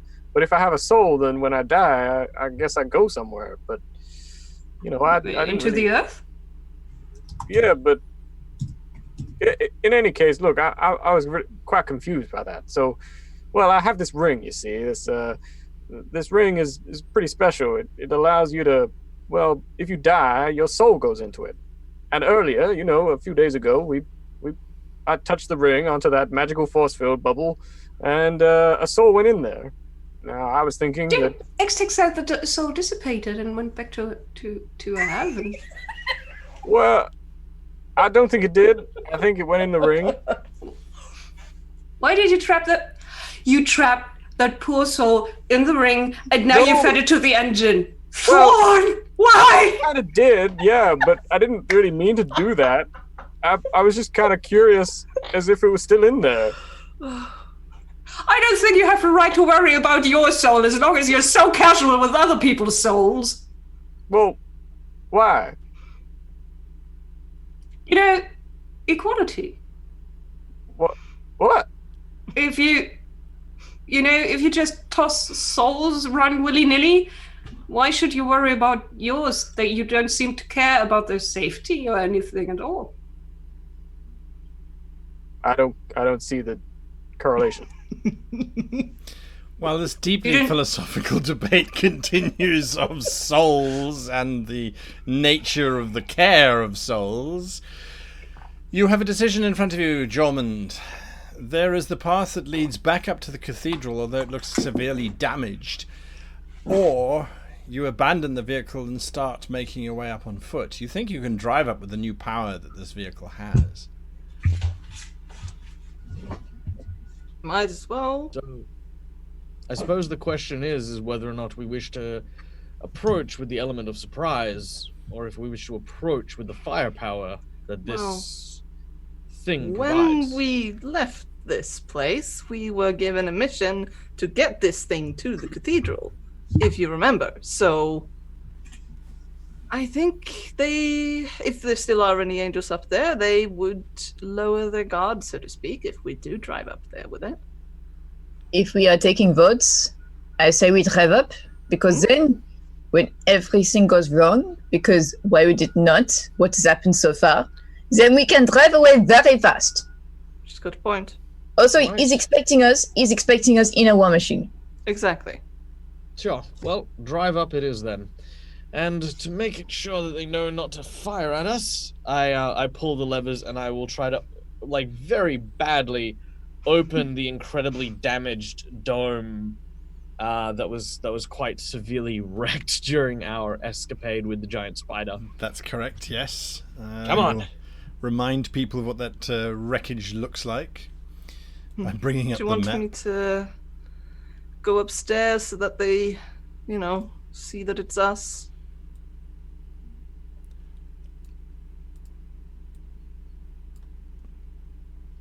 She's asking a question.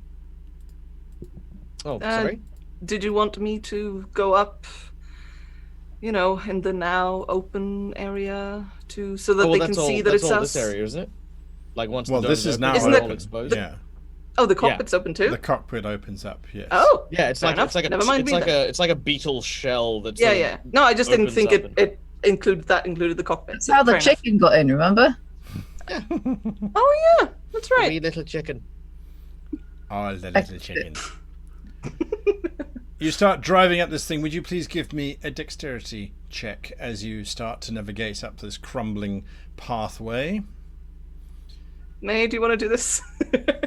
Maybe I should drive. Okay, Yes. never mind. Please. Yeah, No. right, not that bad. Yeah, May, please drive. As the You need to Sorry, give me. sorry.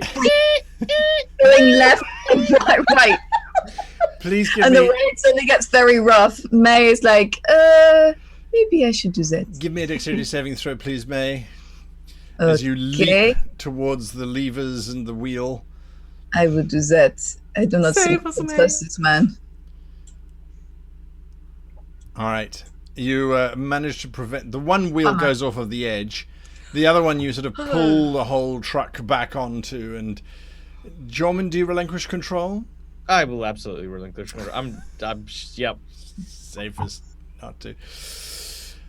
Nizaya, do you remain down in the engine room? The power doesn't Yes. seem to be. All right. So you stay there. You Keeping a look on the engine. You continue along this road and you pass some familiar points where you had a combat before, and eventually you see the cathedral. The cathedral no longer has that golden dome over it. It is, however, severely damaged, far more than it was before, and there is quite a bright light coming out of the center of it.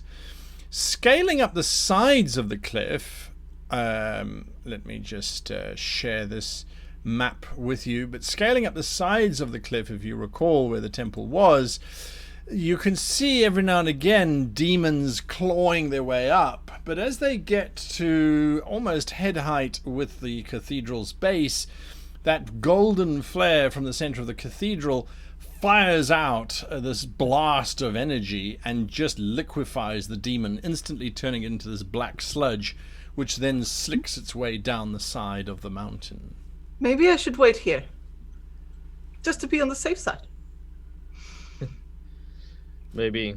Well, hopefully Damnifer is not too far away.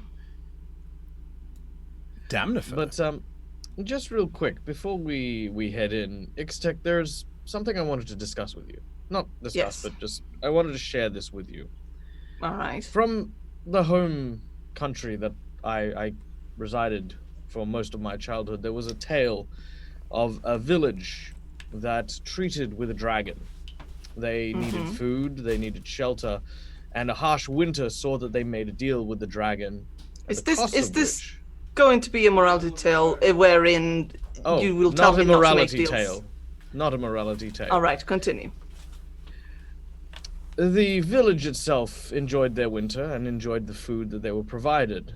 And when the dragon returned, hungry, starved, the village refused to part with any of the food that they now had in abundance.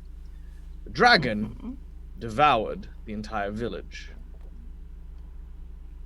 This sounds a all. lot like a morality tale. This is not about morality. This is about common sense. Do not And- take food from a starving dragon, little Ixtec. What food do you imagine that I've been taking? The same thing that everything costs here, Ixtec. Some is nourishment in the form of food and delicious wine. Other nourishment can be, well, more visceral in nature. I'm not here to tell you how to live your life, but I'm here to tell you that everything comes due. Don't you careful. think I know that, Jormund? If this is I about think you the do. demonic, I just think I care enough about you to remind you. do speak plainly, Jormund. What exactly is it that you want? The demons that reside within you. There is a Yes. line between you, Ixtec, and the demons you treat with. Be sure that line does not blur the more you feed your demon. You're the Because second person. pointing at the gooey remnants of the demon, for that may be the fate which awaits you. Yes, that was my point in saying maybe I should stay here. I don't exactly want to get sapped. Very well. How far do you stop the vehicle from the cathedral? Let's say about not that it's relevant, mind you, GM, but how far is our harpoon range? Just saying. No reason. Given that you haven't really been, you were driving at the. No, you were there when it was fired. You think it's probably about 120 feet, maybe a bit more. If you, All right, I'll stop at about 100 foot. 100 foot All right. away. Okay. You're not driving, one, honey. No one seems to come out. To Well, greet you. I'll ask May very kindly, Madame LaRouge, if you would be so kind to pull up around about 100 foot away from the temple, preferably harpoon side facing towards the, front door. For no reason. I drive a little way closer, in fact. Uh-huh. Sure. There are several entrances to this machine, aren't there? The actual. You mean the war engine? The person, yeah, the war machine. Sure. The person entrance for the war machine. Yes. So there is one on the ground floor, Yeah. which I have shared with you. And then if you head up to the top, there are basically 6 on either side, 3 on either side, that act as exit points. But with the dome down, this entire area is an exit point, and there are rope ladders, I should say, hanging off of the sides of it. So this whole area becomes an exit point. Okay, so getting in won't be the problem. Keeping people out will be the problem. Good. With the dome down, yes. Yes. Yeah, in that case, at about 70 feet, I stop. I do a complicated 3-point turn. So that the harpoons are pointing at the grand exit to the cathedral. All right. And then I pull up. All right. Who is dismounting from this 3-point turn? Jormund is? Nazire is? May? Thorn? Nah. You staying on the vehicle? You getting off the vehicle? I'm following Nazire. All right. Very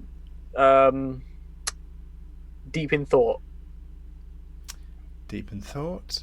Uh, X-Tech? Deep in thought. Do you think perhaps I should stay here, considering that they are currently quite primed towards demonic energies? I think maybe- that they know that we are a little bit on the grey area. That's why we're here. They did you're rescue us from the hanging. So I think they will recognize You're us. We both know. saying that if they do, disagree with my choices, that it's their own fault. That's what they told us to do. They Yes. said, "Cut and be bad if you have to be bad." No, that's So fair. what's I'll that's come along what then. we did. All right, I'll come along then. I just hope we have time to say that before they. Now look at the bright side. If they do end up killing you, we'll give you a glorious funeral. Thank you. And what, Jormund, you I become a appreciate demon? But isn't that what you want? All right. it. No, I don't want to become a demon. Ah, d'accord. Pas You d'ennui. start approaching. Please arrange yourselves in that sort of blocky area as to who is where. I know that Thorn said he was following Azaya, but the rest of you just work out where you are in relation to the church itself. Head up the rear. There you are. Okay, that's as you approaching the temple, the large cathedral. there doesn't seem to be any movement coming from within it. Just every now and again, this large zik as the energy just vaporizes a demon, which screams in terror and then disappears in black sludge. Where is the energy coming from? Sorry, It appears to be coming from the center of this large cathedral, this large section of light. Difficult to tell because you sort of got bits of wall and stuff in front of you, but it does look as if it's coming from the very center of that cathedral, almost where that reliquary was, if you recall, from way back when. One that got violated. The one that got violated, absolutely. Ixtec, would you give me a dexterity saving throw, please, as you get to that point? What, like here? Yeah. Everyone else passed fine. Yes. I wonder why. I wonder why. Not everybody's appendix is currently moving. Oh, wow. All right, there's a 5 there. There is this terrific beam of light which bursts out of the cathedral, and it slams directly into you. You had a long rest, so you're on full hit points, so you should be okay. Famous last words. I mean, I don't have that many hit points, You so take 24 damage. I'm as not this dead. blast slams into you. It feels as if your intestines are going to explode, and it feels as if there's a fire in your belly. Do you look? Ixtec's going to, sort of pull up. The whole area has turned into this black sludge, and you watch as basically your intestines spill out onto the ground, turning into black goo, but you remain standing, just dripping this black stuff. Everybody else has an opportunity to see this happening. I'm pretty sure I needed those. Hey, Iztec, Yes. did you need that? I hope. I don't know. I'm a little help. Okay. I cast Cure Wounds. Thank you. As much do you Storm's cure? casting Cure Wounds, I will cast it. Yormund looks over, and I don't know if it'll work, but I'm going to cast Protection from Good on Ixtec. You cast protection from good on Ixtec. Yes. All right. That Thank you. this field glows around you. You restored 2 points of wound to the Ixtec's black sludged area. Nazaya, More than that, but it doesn't matter. It's fine. is it supposed to be more? Nizaya was planning to shadow poof over to Ixtec and try to get them out of there. Oh. You Dragging them poof, but if people are actually caring for them, she stops. Ixtec? Please don't do that. I'm a little sensitive right now. Yes, me shadow stepping is the bad thing here, right? No, you startled me. Hi. I'm sorry, do you want me to carry you back to the No, engine? no, I think it actually burnt it out of me. I mean, it's not firing again. I mean, you might want to give me some space in case it does, but, You do have a pretty big hole there. yes? Are you not supposed to have a hole there? No, Hmm. neither humans nor elves have holes there. Oh, Go on. okay. Yeah, I can't really put anything in there. Maybe some mud? Do you think? No, thank you. I'm Oh. fine. I'm just going to, put my armor over it, and we'll head inside, and I'm going to assume that everything's fine now, Okay. because that Jormund, seems fine. whilst this is going on, you've been sneaking around the side of the building. From where you are, you can see standing in this radiant light a very badly injured Zariel. Her armor is not the resplendent one that it was. Her one white wing is stained quite red with fresh blood, and she seems to be standing with her hands over the head of the one lieutenant that you never dealt with. This must be Oleanthus by his armor. He too looks heavily wounded. As she does so, she hands him this very large blade. It has the most amazing blue energy washing off of it. And you're almost hearing an angelic choir as she moves it around until she hands it to this very wounded individual and whispers something to him. They seem to be oblivious of your presence. What are you doing? I will hold position, because I see those little viney things over there. Let me zoom in for the benefit of the audience. Yes, they have started to grow towards the edge of the cathedral from the cliff face. Sneaky. I'm going to wait for both the group and for one of the pulses, and I'm hoping, fingers crossed, that the pulse will cause those viney root things to recoil enough to let us pass. Okay. The rest of the group is slowly making their way towards you. The kneeled lieutenant rises. He grabs the sword. He stretches his wings out, and you can see Zariel is casting healing of some kind to restore his wings. Everybody notices Jorman's stealth signal. Is everyone quiet? Yep. Poof. Poof. Where do you poof to? There? Yeah. It looks like there's a shadow there. Just a shadow. Yeah, I cast Pass Without Trace as well, which from myself. Pass without trace. Nobody knows you're there whatsoever. The lieutenant with his big wings opened out, he stretches and starts to take up into the air.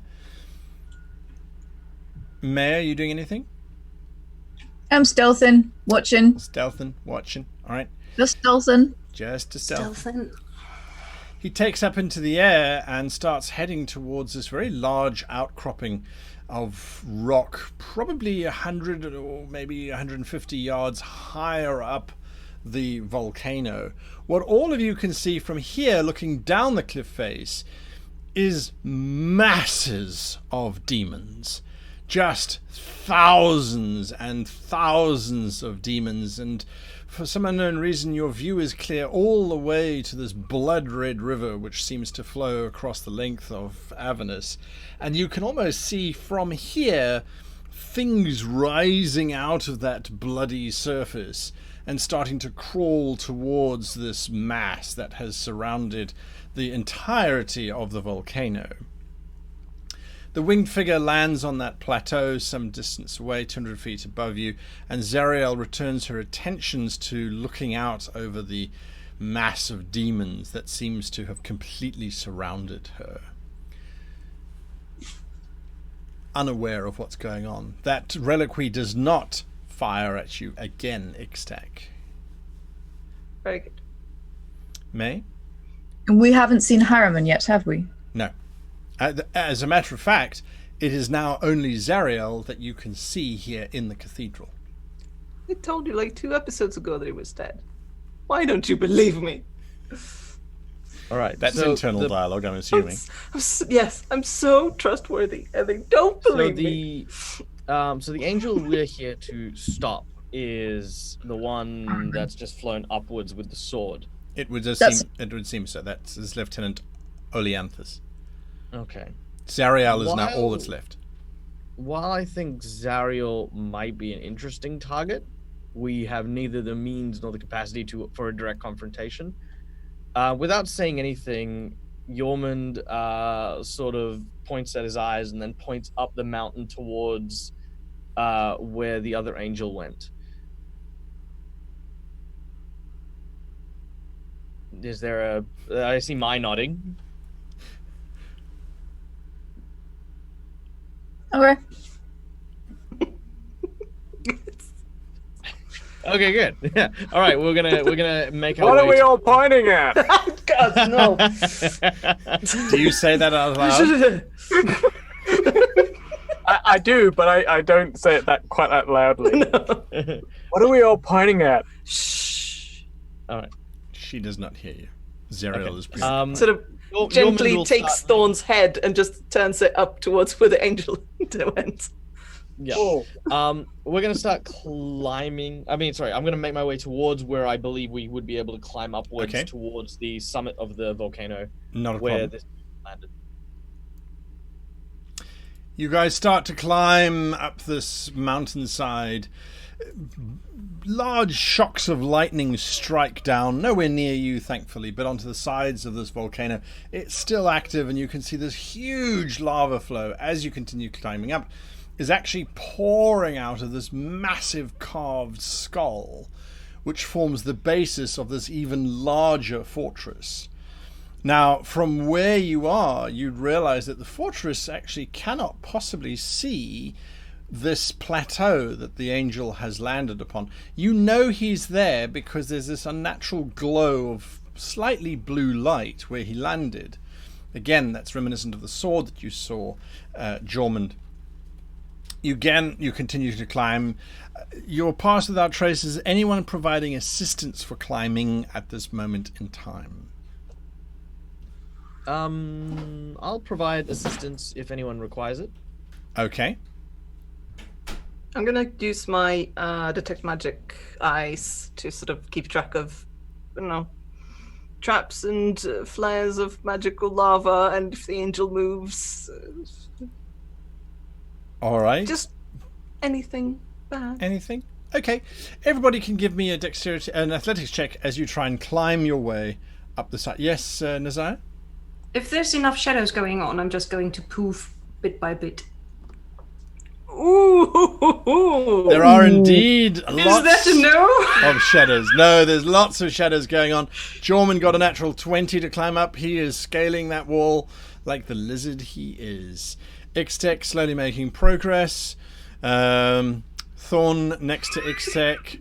Who else? Mademoiselle Le Rouge. Have you... Mademoiselle La Rouge has the boots of spider climbing. Ah oui, ah oui. So she's pretty much just got her arms crossed like this, and she occasionally walks vertically like this instead of climbing. But yeah, she's going up fine. No issues there. I like She to looks think pretty my chill. prances up. Maya's never pranced anywhere if she didn't have to, because that's way more energy than she wants to expend on something. I She is think so. bored by this whole thing.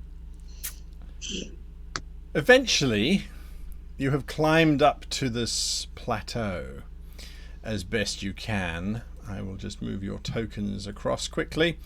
The curious thing about the plateau is that you can hear someone talking in quite a loud voice. I'm just going to position you guys where you came up from, I should say, which is just over there. This loud voice is talking. It seems to be making or answering something. You're not entirely sure, but you do hear words drifting across, which most certainly are familiar. You hear a voice saying, "Yes, but what is it that you truly desire?"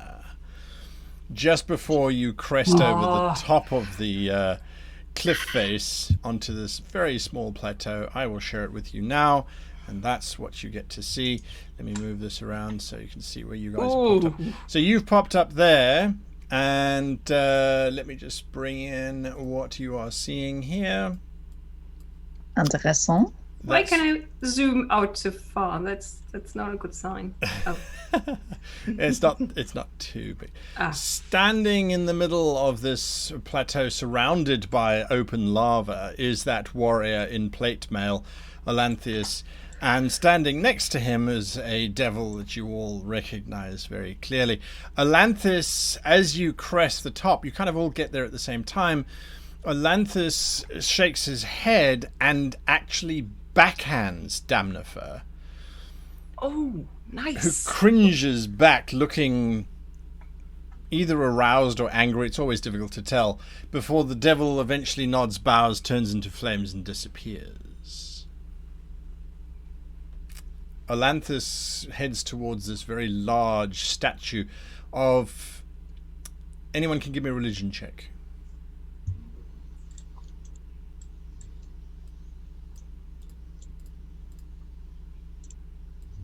Ooh. What have we got? Yeah,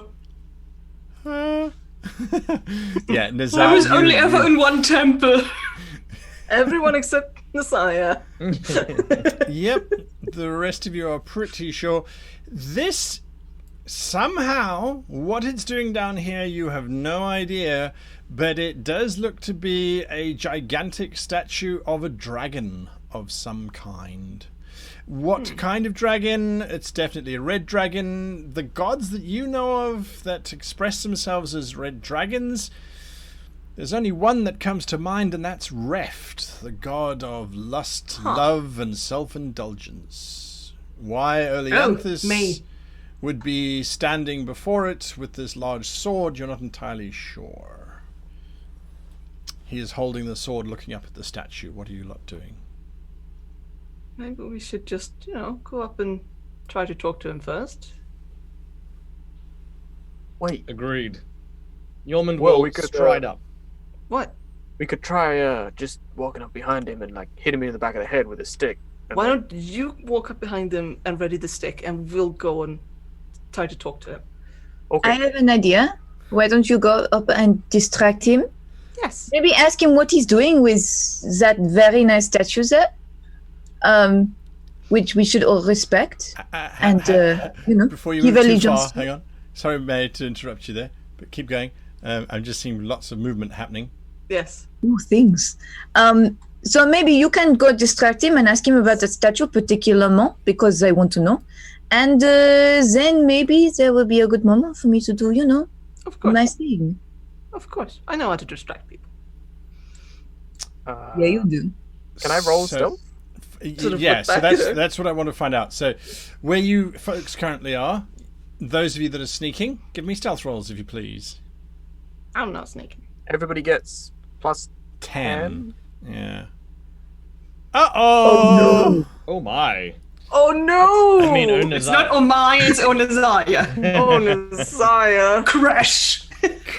Oh no. Face first in lava. Yeah, where were you heading, Nazaya? I was planning to shadow stab, but obviously the shadow disappears and I just fall flat on my face somewhere over here next to me. Making a noise. Everybody else who was attempting to stealth? No. You weren't attempting to stealth. All right, so Jorman, you No, can we stop were moving. attempting Stop to moving, make- Jorman. You're not going to get that far. Damn it. No. I want to get adjacent to the lightning. There, when I have the feeling that thought you were gonna say Michael's there. player just rolled a stealth check. Ixtec is So not... Michael could sneak rolling something stealth. past the DM. Yeah. Whoa, why is everyone behind me all of a sudden? Yeah, I stealth past the DM. You tried to. Yes, Ixtec, the moment you get to where you are, Jormund Thorn doesn't really matter anymore. Immediately, Oleanthus is aware of your presence. And he turns and shouts at you over the sound of the cracking stones with the lava bubbling, but 30 feet below you. Are you not the recruits who were sent to help us in our cause? Yes, we are actually. We're here because we've succeeded, considering how empty the cathedral down below was. We're the only ones who did. You do not understand the gravity of your actions. I did hear the machine approaching, yet I did not wish to believe that it was our salvation. He starts Salvation. walking towards you, holding the blue sword in his hand. Now Sort of we're going to run take very a couple quickly. of steps up to meet him. Before you start moving, I'm just going to go into initiative because there Yep. is something else that's happening. Oh, Let goodness. me, No, just no exciting. goodness. So exciting. let me get rid of that because that's not there anymore. Okay, Nazaya, what are you doing? Oh, I'm up. Okay. That's what Fantasy Ground said. Fantasy Group said, Is there the shadows that are painted on the map? Can I? Oh yes, but they're constantly flickering. There's bolts of lightning shooting down. There's lava. There's shadow everywhere. 20, 30, 40. Just me, is there a 50. skull shape in the middle there? Just shadows. Poof. I'm just saying, Dungeon Fog gives us all the tools we like. All right, Very you dramatic. step into the shadows and step out again quite Yeah. near the statue. The statue. I feel a lot safer behind the angel. Give me an insight check, if you please. Oh, and then I realized that the statue is not very safe. Oh no.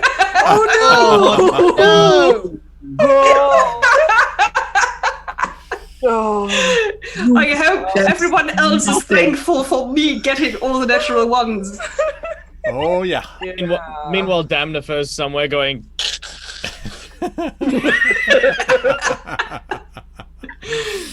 Oh, dear, oh, dear, oh, dear. Damnifer, I want to deal for better eyesight, please. You've shadow stepped over there. Are you doing Yeah. anything else? No, All right. no. Thorn. With that insight check, I have the feeling I got the. What was it? What did I want to do What here? did I want to do?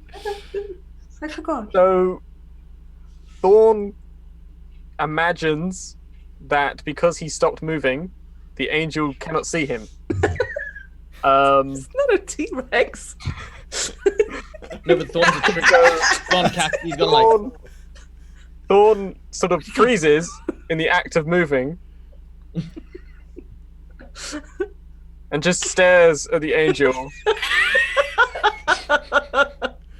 All right. Well, maybe he's looking at me. I'm very. Thorn has the cloak of Elvenkind, so if the angel does actually want to try and see him, then he has to roll at disadvantage. And you got your pass without trace on as well. So, yes. All right. So you effectively try and become invisible. Ixtec. Yes. Ixtec's gonna keep moving forward, sort of Sure. act as a distraction. You've got your 30 feet. Yeah. Not too far, but just sort of move forward. What salvation exactly are we talking about here? You have brought that which you said you would. Yes. This is something that is to be rejoiced. There has recently been several issues that have plagued our cause. So I see. You are the last of those that we brought down here to still remain. By returning the vehicle, you have indeed ensured our salvation. What exactly do you want the vehicle for? It simply proves that you are loyal and that you are serving the cause. This will greatly bolster Zariel's mood, and I believe that is what we will require in order to turn this tide. There have been setbacks, but Zariel has always seen us through. Good. Why exactly are we up here in the volcano? It is an act of a desperate individual, it is true, that brings me here, but we felt it was important. The blade, he holds up the blue sword, and as he does, there's this choir of angels singing softly as it sort of moves through the air, blue flame glittering along its edges. Cannot fall into the hands of the demons or the devils. I was dispatched here to secure its, well, sanctuary from both of those presences. However, since you are here and you have proven loyal, we will be able to retake this place, and I believe Zariel will be victorious. You have a lot of faith in us. Really. There are a lot of demons down there. Demons are of no importance. We are united in our cause, and you have proven yourselves loyal to Zariel's purpose. Yes, of course. For mortals to have done so must indicate that there is hope. Right. Why? You seem very intent on that fellow over there, stone fellow. Is he related? Jormund? Jormund is going to walk up. As he does so, he is going to cast Protection from Good on himself. As he does so, he addresses Olanthius and says, "And you, Sir Angel, were speaking with that fiend. I hope you don't mind I prying. What exactly exchanged between the two of you? Having a clandestine meeting with one such as him up here, surely you see how it seems perplexing." You have not encountered the temptation of the devils in this place. We are constantly plagued by their appearance, offering us deals and options for salvation. It was no more than that. I dispatched the creature with a backhand. I would have slain him, but unfortunately he disappeared before I could. And my mission here is not to slay devils, it is to secure the sword within the statue of Reft. Reft being one of the few gods that are still worshipped down here. Of course, they naturally have an alignment with the devil's purposes, but the statue has greater properties than just reminding us of this particular god's predilection. Yeoman sort of runs his hands across the crest of his horns as he says, "Now you see, that's where things become interesting. You see, while I can understand, of course, giving a good firm backhand to one of these temptation devils, it's kind of odd that in your desperation, whilst wielding quite a powerful artifact imbued with heavenly might, you decide to dispatch the devil with a backhand." I understand your confusion. Know, however, that this is the blade of Zariel, an artifact of considerable power and one that can only be wielded by that for which it was made. Zariel herself would need to wield this blade. Should I even attempt to do so, I would be destroyed, for I am not as pure as her, and my intentions would be unfortunately insufficient to ensure that I was not destroyed whilst wielding the blade at the same time. Mademoiselle Le Rouge? I'm just wondering. Oh, it is actually my turn now. It is your turn. Yay. I'm wondering if the man has any other kind of weapon on him that I can see. He does appear to be armed with a rather large longsword strapped to his side, but Okay. it looks as if it's I don't want to say bonded to its scabbard. It almost looks like it's clutching its own scabbard. It is another effigy of a dragon, very similar to the one that Reft has, as a matter of fact. Interesting. Okay. All I can really do right now is move 60 feet. Give me another perception check. I will do that thing. Is it a perception check with sight? It is. Then I shall use advantage. Favorite one. My favorite kind. The one with the eyes. The one I see with things. eyes. Ooh.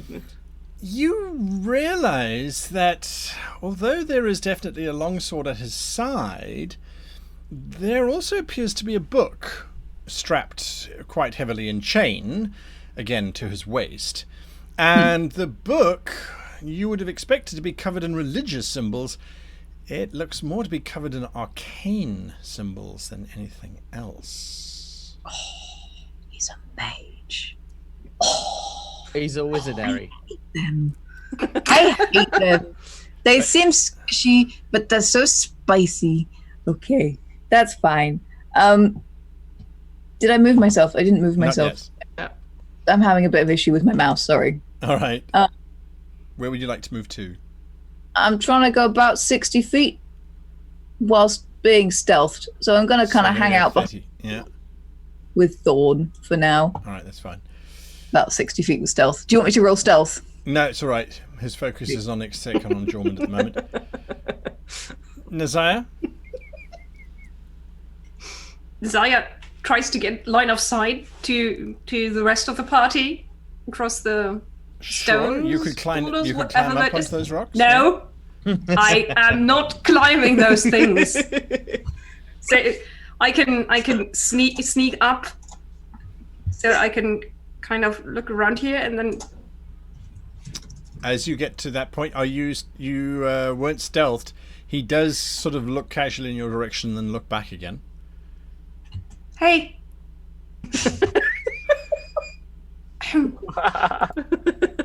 You have no And name. then when he looks back to Ixtec and Dorman, he goes. I don't know. I feel like at this point, it kind of almost feels like we're part of West Side Story, and we should all come out clicking. Like, you know, like we're about to beat him up in an alleyway. Yeah, he looks from you, Nazaya. He looks back at you, Jormund and Ixtec. I do hope that you have come here as allies and not as enemies. Of course we're here as allies. Why would we otherwise have brought the engine? It is a valid point. Your positioning, however, seems to be tactical. Again, he says, looking at Nazaya, and then back again. And then at That's Thorn. just her ways. She's not comfortable unless she's behind people. You did hire rogues, thieves, and murderers And to I do do your not question work for you. Zariel's decision on that, as unusual as it might be. Thorn, what are you doing? Have you decided that you have remained invisible, or are you? Yeah. Yes, Thorn believes he is perfectly invisible. He's gonna have a good old look at the angel. How much of the angel is metal? Like, how much of the armor? Like, are they bare-chested? Do they have like a With cuirass that remarkable perception check of yours, you have realized that there is one fatal error to being Behind a rock. free. Right. Is that the rock just happens to be in alignment with your head, so unless you move your head, you're not going to see anything. Right. But I then don't want to that's- do that. That's going to because that shatter your. then he'll see me. Then he's going to So- see you, right? Yeah. All right. So you stare fixedly at the It's rock. a difficult game. Right. It's a tough one. So I very imagine that toughy. he's behind the rock and that I'm staring at him. Yeah, right. He continues to stride forward. Have you spoken with Zariel? No, she seemed a little busy. We didn't want to disrupt her focus on dealing with the demons down below. They will not prevail. And their focus is on the devils nonetheless. We believe the battle has actually turned in the demons' favour. This is our most opportune time to strike.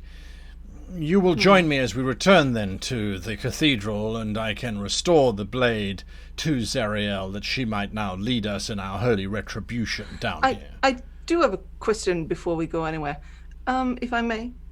Yes. What actually happened to, what was his name, Harriman? His the whole one- demeanor changes. His plate mail kind of sags, his dark skin complexion, his brows kind of knit over. So we expected him to meet us. Lieutenant Harriman died valiantly whilst defending certain territories that were vital to our cause. His loss will be greatly felt by the organization. Yes, he also had faith in us. It feels... I'm saddened. Give me a deception check, or a performance check. I'm so saddened, Oh you my guys. God. I'm so saddened. I'm so sad. I couldn't kill him myself. Tee hee hee. Wow. Oh, Holy. Well, what can I say? This is what Extec is good at. He hangs his head, as are we all. Yes. Between us, I am not ashamed to say, with Harriman's loss, Zariel's resolve was broken. Oh. But with your return, and with your demonstration of hope and resilience, and that even the most evil and vile of creatures might find the light even in such a dark place, I am sure that Zariel will return to the righteous path and will lead us to victory. Let us go, comrades, he says as he starts to walk past you, Jormund. I sort of give Jormund a sharp look. You're up, Jormund? Yormund sort of takes a deep sort of breath in through his nose, and as he does, his chain sort of go loose by his arms. And as he turns, he's going to unleash his attacks upon the back of Olanthius. And he says, "That would have been a delightful dream, but all dreams must come to an end." So I'm going to make a full attack, and as a bonus action, I am going to cast Spiritual Weapon to conjure a force-based set of chains to join me in my attacks. I'm really not happy about being in melee right now. Is that spiritual weapon bonus action? Yes. All right. Go through your motions. All right. Describe what happens.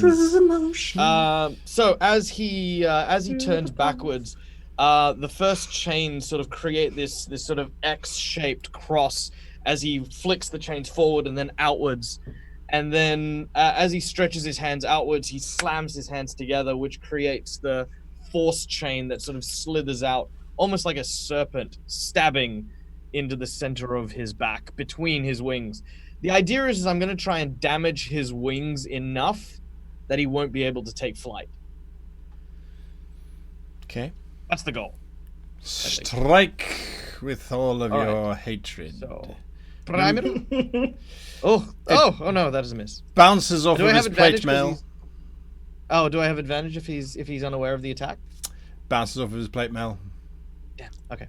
Secondary attack. He's not wearing normal plate mail. Doesn't even get anywhere near him. And spiritual weapon. Come on. Spiritual weapon reaches out and it scrapes across the back of his gorget, which hangs around his neck, but does not find purchase. Well, that was disappointing. Well, all dreams have to come to an end. Yeah, there's lots of postulating. It's like, damn it, that was far more dramatic in my brain. What I actually said was, "Die, angel, die!" Bing, bing, bing. Nazaya? No, Sorry, that- Madame Le Rouge. My apologies, Madame Le Rouge. Mademoiselle LaRouge witnesses this. She sort of leans her head out from behind the rock and she's like, "Oh, are we starting? Apparently we're starting." Yes. Better now than when he gets to See- Zariel. Any chains on this rock immediately in front of me? Not that you can see. Cannot see chains. Cannot see chains. Not even with my eyes. Not even with your eyes. There are chains on the rock behind you, but not on the rock in front of you. In that case, I'm gonna go 1, 2, 3, and attack. All right. You have your usual advantages for having companions standing right next to the victim. I do, but I got another advantage as well. Wait, I rolled damage. What am I doing? Who's driving this machine? Sorry. Sadly, someone who misses as you stab at him. Again, it doesn't come anywhere near his armor. Why is it so hard to hit this angel? It's like he's got the force of God on his side or something. Oh, I don't know. He's a lieutenant of Zariel's invasion force of Avernus. I think I technically have oh no, I did that already. You did that already. Oh no, I have advantage. Okay. Oh, you didn't include it in your first roll? No. All right, roll again. I mean, I don't think it's going to do anything because this dude is made of rubber, but... Didn't the armor prevent the advantage? No, Does it the just prevents him from being surprised. Ah. That is a hit. Yay! Yes! Stabby time! You slide it Because- underneath the plates, finding a gap. Do your damage. It's a small weapon, but it does much stabbing. It does much damage. Any hit I score against a creature is a critical hit using the assassinate feat. Okay. So this is technically a critical hit unless you would like it not to be for reasons of GMing. No. You always have critical hits. No, I only have critical hits when I use assassinate, which that he has not taken a turn yet in battle. It only works once for each creature if I get there before they act. So you've just done 48 points of damage to him. That's what I do. He probably doesn't look very concerned. No, he looks concerned. You don't do 48 damage to something and not get a little bit of concern from it. And then I take a 10-foot step back as the end of my move. But wait, because I don't want to be right next to that when it unfurls. Oh, it's going to unfurl. Possibly. I don't think it's going to last that long. Poke the bear. Desire. Well done. I gave it a massage, so at least you've done something. You gently stroked You the bear. tenderized it for me. That was great. Yeah, that's it. Oh, you carry a lot of tension in your left wing. What Messiah would like to do is run in there, grab Ixtec, and get them out of there. And It will in provoke. case there is one to get the attack of opportunity instead of Ixtec. Yes, you can do that. I'm happy for you to do that, provided Ixtec does not provide any kind of resistance. No. So the monk comes We tumbling are of a mind. and jumping in and tries to get the very, very, very breakable warlock away. So fragile, you guys. So fragile. Because that was my shield, right? He has a sword in his hand.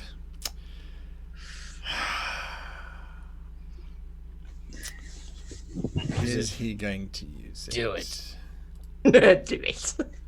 Nope. He passes his resolve. He does not take his attack of opportunity using the sword of Zariel against you. So yes, he just growls. You are moving Ixtec away, basically. Yeah. Come on, Ixtec. Over here. All right. Thorn. Mostly unwise. Yes, you're just lucky he didn't have a sword drawn. Hey, Nazaya. Huh? Do You can angels have barely souls? see. Huh? Where's the voice coming from?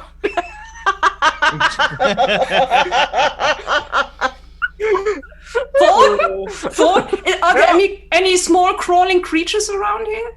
Like No, insects I'm or something? invisible. It's all right. You move. What do you want?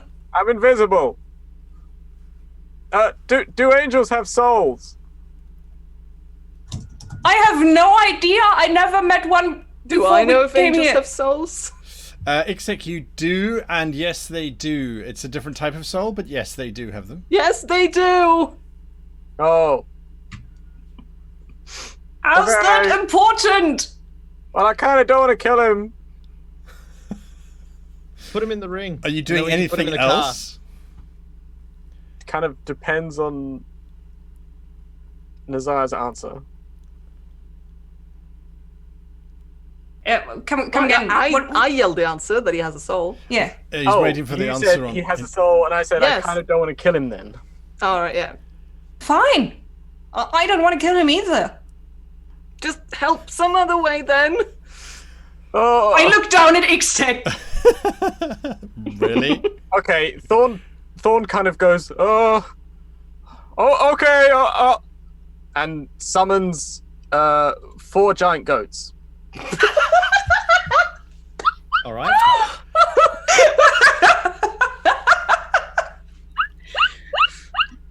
You summon 4 giant goats. I think I can summon 4 of them. Yes. And on that note, we will be back next week for the Titanic goat fight-off. As Versus angel. goat versus angel. Dear goodness, dear Well, goodness, dear GOAT goodness. dear stands for goodness. greatest of all time. That's true. There we go. Greatest of all time gets to fight against Olanthius and who knows what else. Anyway, thank you for joining us today. We have fully returned to live streaming again. So regular programming from next week. That's a kickoff of 11:30 Pacific time for the pre-show. And then, of course, the main show is at 12 Pacific time. So we will see you then if you don't join us for the Afterlife show, which will be happening on the twitch.tv/GreatGM channel. Join this crazy crew to chat about today's session. We go on for about half an hour. Starting in about 5 minutes from now, going to go and just say big thank you to our wonderful sponsors. I'm going to start with Dungeon Fog for making these amazing maps for us to play with. There's lots of lava. There was lots of chat going on between the players in text saying, push him into the fire, push him into the lava. I do like that. I hope that happens. Lava there. What can you expect? Of course, if you've got lava, you've got to push them into the lava. There is the risk, of course, that one gets pulled in as well. But hey, what's a little lava between friends? So that's a big Little lava never hurt anyone. Thank you, Dungeon Fog. Giant goats. Or giant goats. Big thank you to World Anvil, who has giant goats. I'm sure if they don't have giant goats, they've got them now. World Anvil, of course, keeping track of everything that's happening in today's show and previous ones. And to Fantasy Grounds for allowing us to have giant goats. Thank you for the natural ones. There we go. It was great. Natural one. And that 20s. Did we get some? I don't know if we had any 20s this session. I did. I had the climb 20. There was the climb 20. That's right, the useful one. I had my climb so 20. yes, absolutely. Thank you to Fantasy Grounds for doing that and for keeping track of all these monsters and allowing us to adjust and change them on the fly. Until next time, big thank you, of course, to Dungeons and Dragons and to all of you for supporting the show. If you want to see us in season 3, go onto Twitter and let Dungeons and Dragons know you like the blood war descent into Avernus. Let them know. Until next time. Oh, final thank you to our moderators in chat today. Thank you for being here and for sharing all the links. If you don't join us in Afterlife, see you all next week.